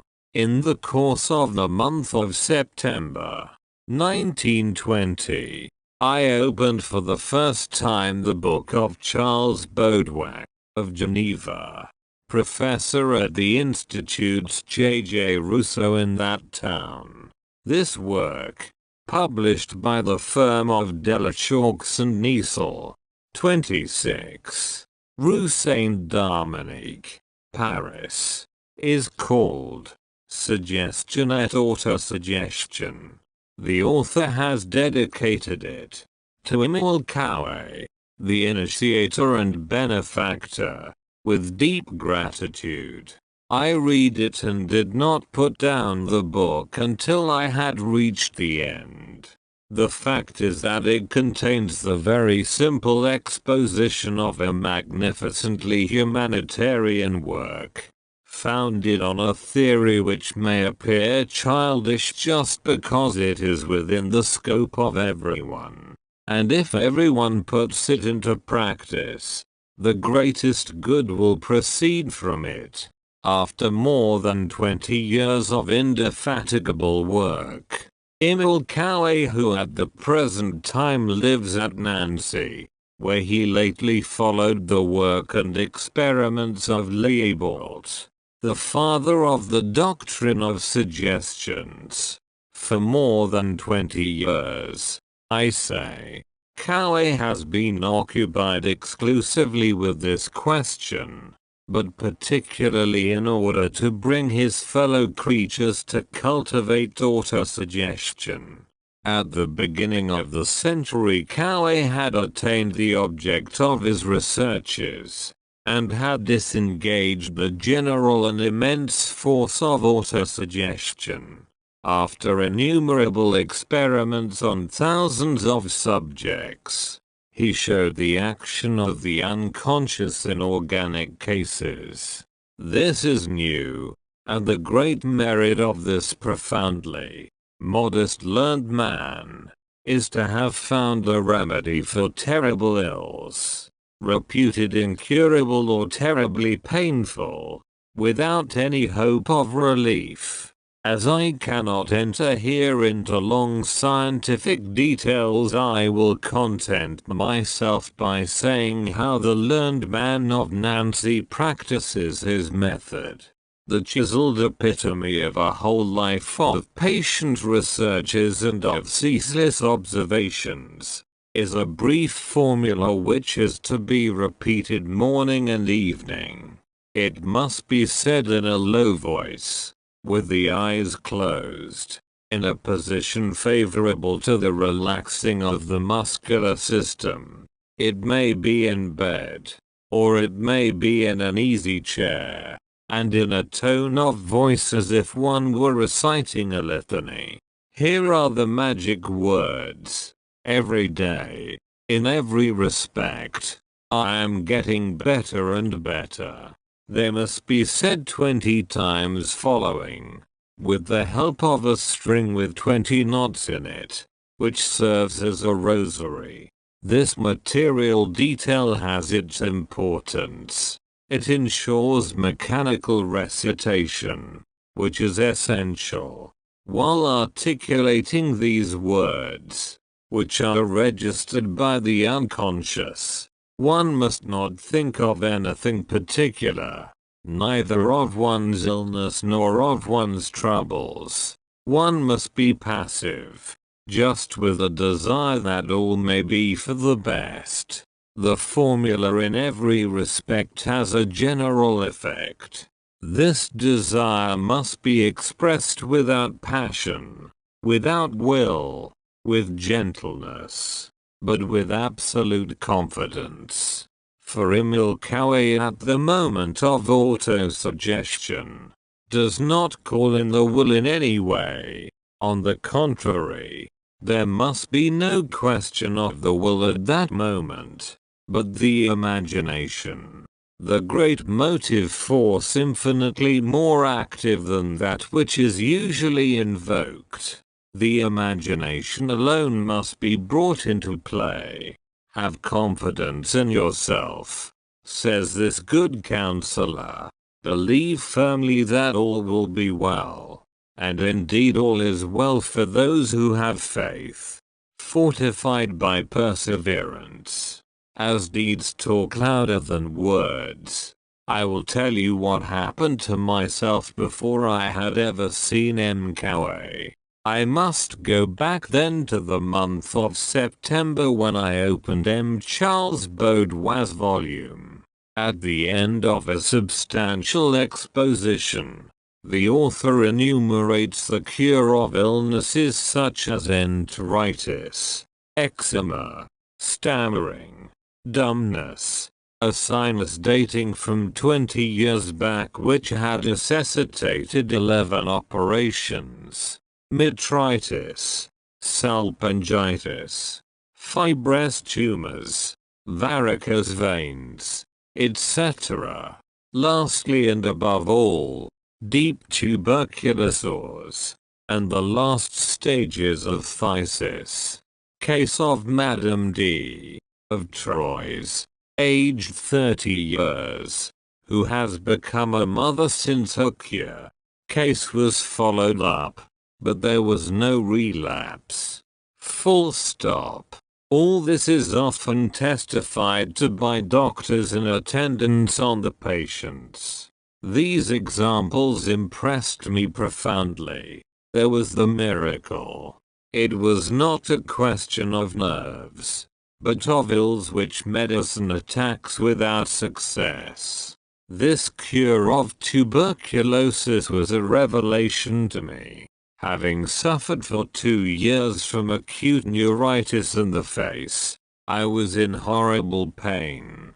4 doctors, 2 of them specialists, had pronounced the sentence which would be enough, of itself alone, to increase the trouble by its fatal influence on the mind.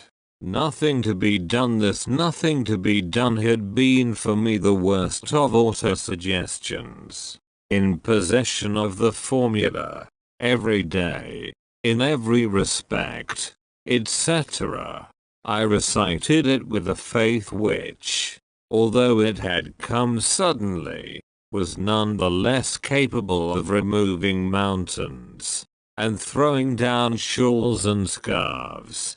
Bareheaded, I went into the garden in the rain and wind, repeating gently, I am going to be cured. I shall have no more neuritis. It is going away. It will not come back, etc. The next day I was cured, and never any more since have I suffered from this abominable complaint, which did not allow me to take a step out of doors and made life unbearable. It was an immense joy. The incredulous will say, it was all nervous, obviously, and I give them this first point.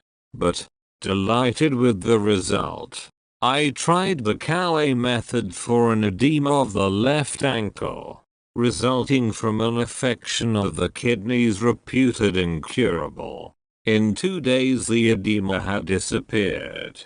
I then treated fatigue and mental depression, etc., and extraordinary improvement was produced, and I had but one idea: to go to Nancy to thank my benefactor.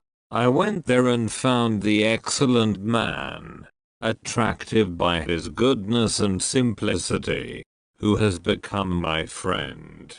It was indispensable to see him in his field of action. He invited me to a popular séance. I heard a concert of gratitude. Lesions in the lungs, displaced organs, asthma, Pott's disease, paralysis. The whole deadly horde of diseases were being put to flight. I saw a paralytic, who sat contorted and twisted in his chair, get up and walk. Emile Coué had spoken. He demanded confidence. Great, immense confidence in oneself. He said, learn to cure yourselves. You can do so. I have never cured anyone. The power is within you yourselves. Call upon your spirit. Make it act for your physical and mental good, and it will come. It will cure you. You will be strong and happy. Having spoken, Coué approached the paralytic. You heard what I said. Do you believe that you will walk? Yes. Very well then. Get up. The woman got up.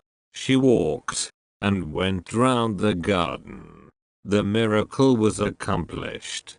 A young girl with Pott's disease, whose vertebral column became straight again after 3 visits, told me what an intense happiness it was to feel herself coming back to life after having thought herself a hopeless case. 3 women, cured of lesions in the lungs, expressed their delight at going back to work and to a normal life. Coué, in the midst of those people whom he loves, seemed to me a being apart. For this man ignores money. All his work is gratuitous, and his extraordinary disinterestedness forbids his taking a farthing for it. I owe you something, I said to him. I simply owe you everything. No, only the pleasure I shall have from your continuing to keep well. An irresistible sympathy attracts one to this simple-minded philanthropist. Arm in arm we walked round the kitchen garden which he cultivates himself, getting up early to do so. Practically a vegetarian, He considers with satisfaction the results of his work. And then the serious conversation goes on. In your mind you possess an unlimited power. It acts on matter if we know how to domesticate it. The imagination is like a horse without a bridle. If such a horse is pulling the carriage in which you are, he may do all sorts of foolish things and take you to your death. But harness him properly. Drive him with a sure hand, and he will go wherever you like. Thus it is with the mind, the imagination. They must be directed for our own good. Autosuggestion, formulated with the lips, is an order which the unconscious receives. It carries it out unknown to ourselves and above all at night, so that the evening autosuggestion is the most important. It gives marvelous results. When you feel a physical pain, add the formula "it is going away." Very quickly repeated, in a kind of droning voice, placing your hand on the part where you feel the pain, or on the forehead, if it is a mental distress. For the method acts very efficaciously on the mind. After having called in the help of the soul for the body, one can ask it again for all the circumstances and difficulties of life. There also I know from experience that events can be singularly modified by this process. You know it today, and you will know it better still by reading M. Baudouin's book, and then his pamphlet, Culture de la Force Morale, and then, lastly, the little succinct treatise written by Emile Coué himself, Self-Mastery. All these works may be found at M. Coué's. If however I have been able to inspire in you the desire of making this excellent pilgrimage yourself, you will go to Nancy to fetch the booklet. Like myself you will love this unique man.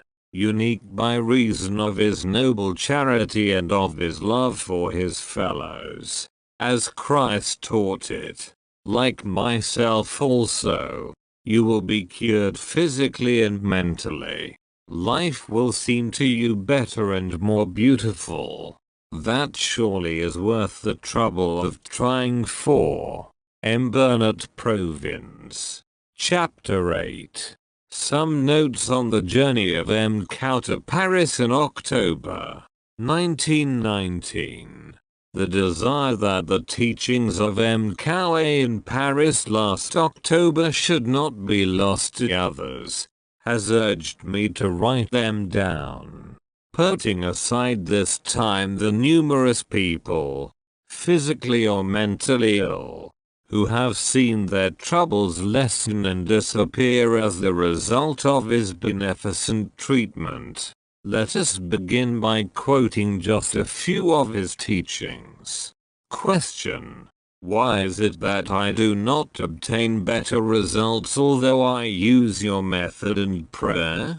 Answer: because, probably, at the back of your mind there is an unconscious doubt, or because you make efforts. Now, remember that efforts are determined by the will. If you bring the will into play, you run a serious risk of bringing the imagination into play too, but in the contrary direction, which brings about just the reverse of what you desire. Question: what are we to do when something troubles us? Answer: when something happens that troubles you, repeat at once, "No, that does not trouble me at all, not in the least. The fact is rather agreeable than otherwise." In short, the idea is to work ourselves up in a good sense instead of in a bad. Question: Are the preliminary experiments indispensable if they are unacceptable to the pride of the subject? Answer: no. They are not indispensable, but they are of great utility. For although they may seem childish to certain people, they are on the contrary extremely serious. They do indeed prove three things. 1. That every idea that we have in our minds becomes true for us, and has a tendency to transform itself into action. 2. That when there is a conflict between the imagination and the will, it is always the imagination which wins, and in this case we do exactly the contrary of what we wish to do. 3. That it is easy for us to put into our minds, without any effort, the idea that we wish to have, since we have been able without effort to think in succession. I cannot, and then I can. The preliminary experiments should not be repeated at home, alone. One is often unable to put oneself in the right physical and mental conditions. There is a risk of failure, and in this case one's self-confidence is shaken. Question: when one is in pain, one cannot help thinking of one's trouble. Answer: do not be afraid to think of it. On the contrary, do think of it, but to say to it, I am not afraid of you. If you go anywhere and a dog rushes at you barking, look it firmly in the eyes and it will not bite you. But if you fear it, if you turn back, he will soon have his teeth in your legs. Question: and if one does a retreat? Answer: go backwards. Question: how can we realize what we desire? Answer: by often repeating what you desire. I am gaining assurance, and you will do so. My memory is improving, and it really does so. I am becoming absolutely master of myself, and you find that you are becoming so. If you say the contrary, it is the contrary which will come about. What you say persistently and very quickly comes to pass, within the domain of the reasonable, of course. Some testimonies. A young lady to another lady. How simple it is. There is nothing to add to it. He seems inspired. Do you not think that there are beings who radiate influence? An eminent Parisian doctor to numerous doctors surrounding him. I have entirely come over to the ideas of Emile Coué, a polytechnician, a severe critic. Thus defines Emile Coué: he is a power. Yes, he is a power of goodness, without mercy for the bad autosuggestions of the defeatist type, but indefatigably painstaking, active and smiling, to help everyone to develop their personality, and to teach them to cure themselves, which is the characteristic of his beneficent method. How could one fail to desire from the depths of one's heart that all might understand and seize the good news that Emile Coué brings? It is the awakening, possible for everyone, of the personal power which he has received of being happy and well. It is, if one consents, the full development of this power which can transform one's life. Then, and is it not quite rightly so, it is the strict duty, and at the same time the happiness of those who have been initiated, to spread by every possible means the knowledge of this wonderful method. the happy results of which have been recognized and verified by thousands of persons. To make it known to those who suffer, who are sad, or who are overburdened to all, and to help them to put it into practice. Then, thinking of France, triumphant but bruised, of her defenders victorious but mutilated, of all the physical and moral suffering entailed by the war, may those who have the power, the greatest power ever given to man is the power of doing good. Socrates, see that the inexhaustible reservoir of physical and moral forces that the method puts within our reach may soon become the patrimony of all the nation and through it of humanity. Madame Emile Leon, collaborator, in Paris, of Emile Coué. Chapter 9. Everything for Everyone by Madame Emile Leon, disciple of M. Coué.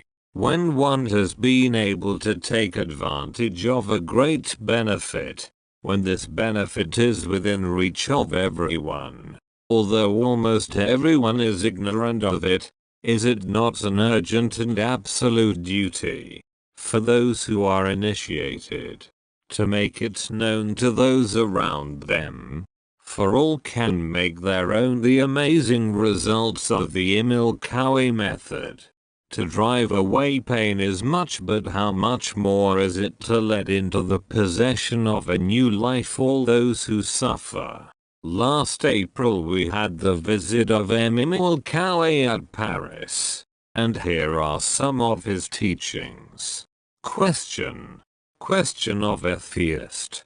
I think it is unworthy of the Eternal to make our obedience to His will depend on what M. Coué calls a trick or mechanical process, conscious autosuggestion. M. Coué, whether we wish it or not, our imagination always overrules our will. When they are in conflict, we can lead it into the right path indicated by our reason, by consciously employing the mechanical process that we employ unconsciously often to lead into the wrong. And the thoughtful questioner says to herself, yes, it is true. In this elevated sphere of thought, conscious autosuggestion has the power to free us from obstacles created by ourselves, which might as it were put a veil between us and God. Just as a piece of stuff, hanging in a window, can prevent the sun from coming into a room. Question: how ought one to set about bringing those dear to one who may be suffering, to make themselves good autosuggestions which would set them free?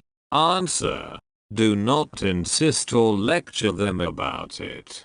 Just remind them simply that I advise them to make an autosuggestion with the conviction that they will obtain the result they want. Question: how is one to explain to oneself and to explain to others that the repetition of the same words, I am going to sleep, it is going away, etc., has the power to produce the effect, and above all so powerful an effect that it is a certain one? Answer: the repetition of the same words forces one to think them. And when we think them they become true for us and transform themselves into reality. Question: how is one to keep inwardly the mastery of oneself? Answer: to be master of oneself it is enough to think that one is so, and in order to think it, one should often repeat it without making any effort. Question: and outwardly, how is one to keep one's liberty? Answer: self-mastery applies just as much physically as mentally. Question: affirmation. It is impossible to escape trouble or sadness if we do not do as we should. It would not be just, and autosuggestion cannot and ought not to prevent just suffering. Emile Coué, very seriously and affirmatively. Certainly and assuredly it ought not to be so, but it is so often, at any rate for a time. Question: why did that patient who has been entirely cured continually have those terrible attacks? Answer: he expected his attacks. He feared them, and so he provoked them. If this gentleman gets well into his mind the idea that he will have no more attacks, he will not have any. If he thinks that he will have them, he will indeed do so. Question: in what does your method differ from others? Answer: they differ not the will which rules us, but the imagination. That is the basis, the fundamental basis. Question: will you give me a summary of your method for Madame R, who is doing an important work? Emile Coué: here is the summary of the method in a few words. Contrary to what is taught, it is not our will which makes us act, but our imagination, the unconscious. If we often do act as we will, it is because at the same time we think that we can. If it is not so, we do exactly the reverse of what we wish. X. The more a person with insomnia determines to sleep, the more excited she becomes. The more we try to remember a name which we think we have forgotten, the more it escapes us. It comes back only if, in your mind, you replace the idea, "I have forgotten," by the idea it will come back. The more we strive to prevent ourselves from laughing, the more our laughter bursts out.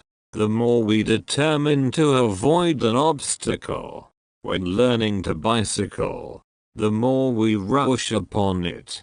We must then apply ourselves to directing our imagination, which now directs us.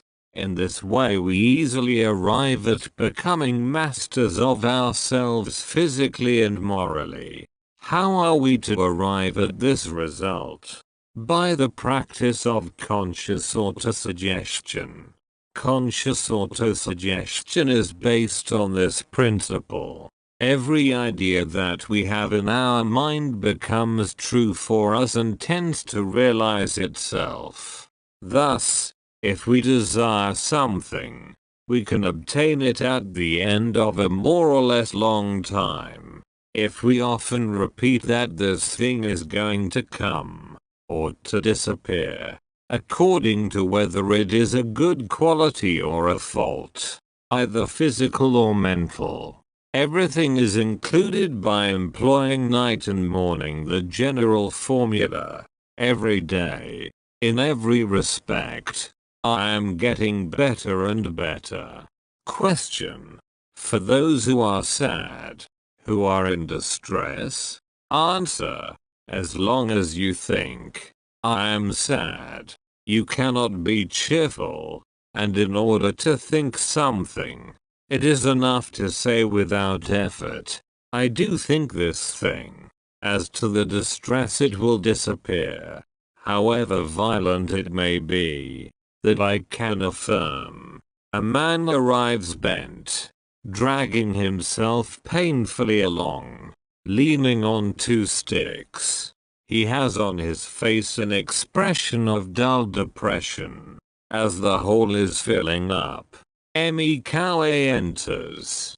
After having questioned this man, he says to him something like this: so you have had rheumatism for 32 years and you cannot walk.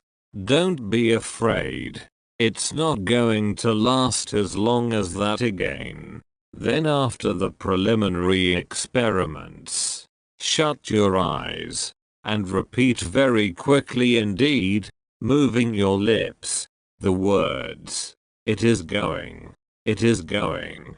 At the same time Emile Coué passes his hand over the legs of the patient for 20 to 25 seconds.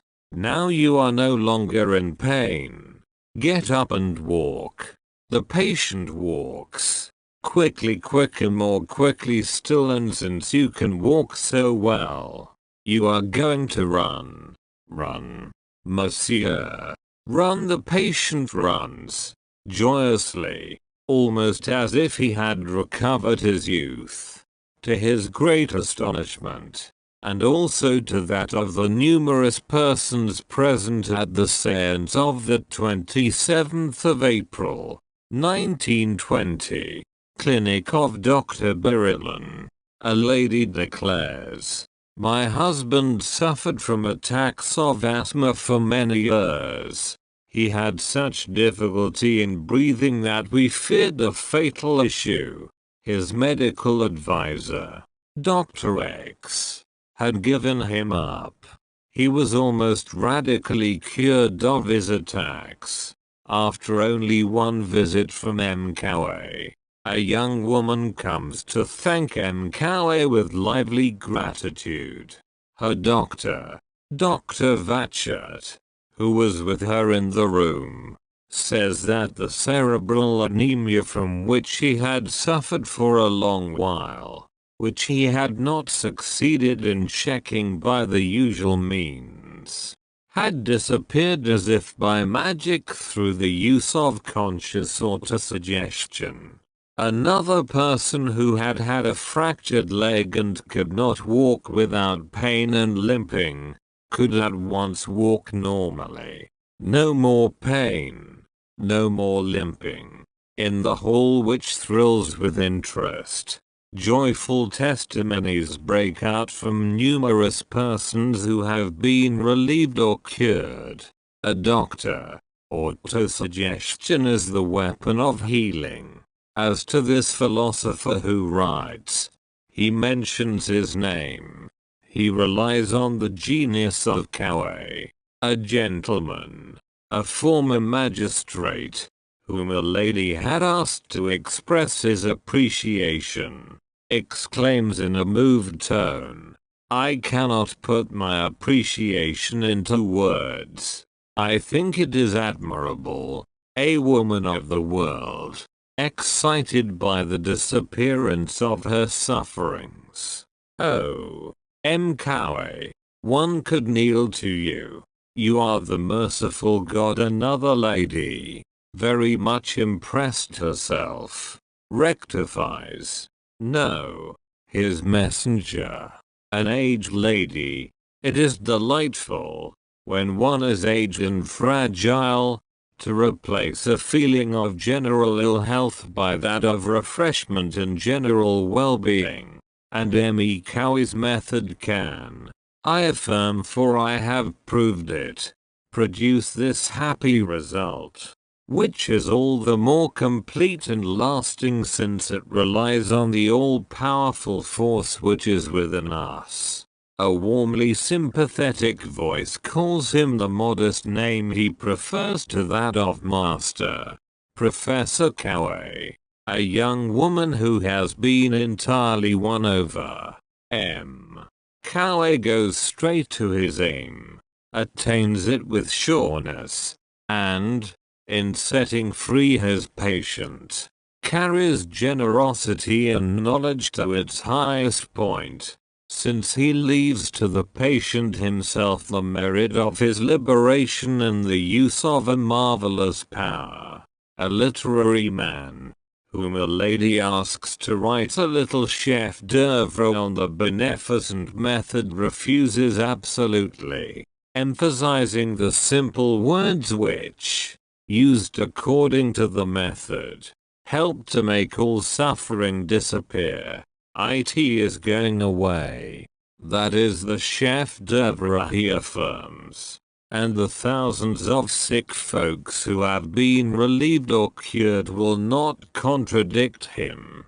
A lady who has suffered much declares, "In rereading the method I find it more and more superior to the developments it has inspired.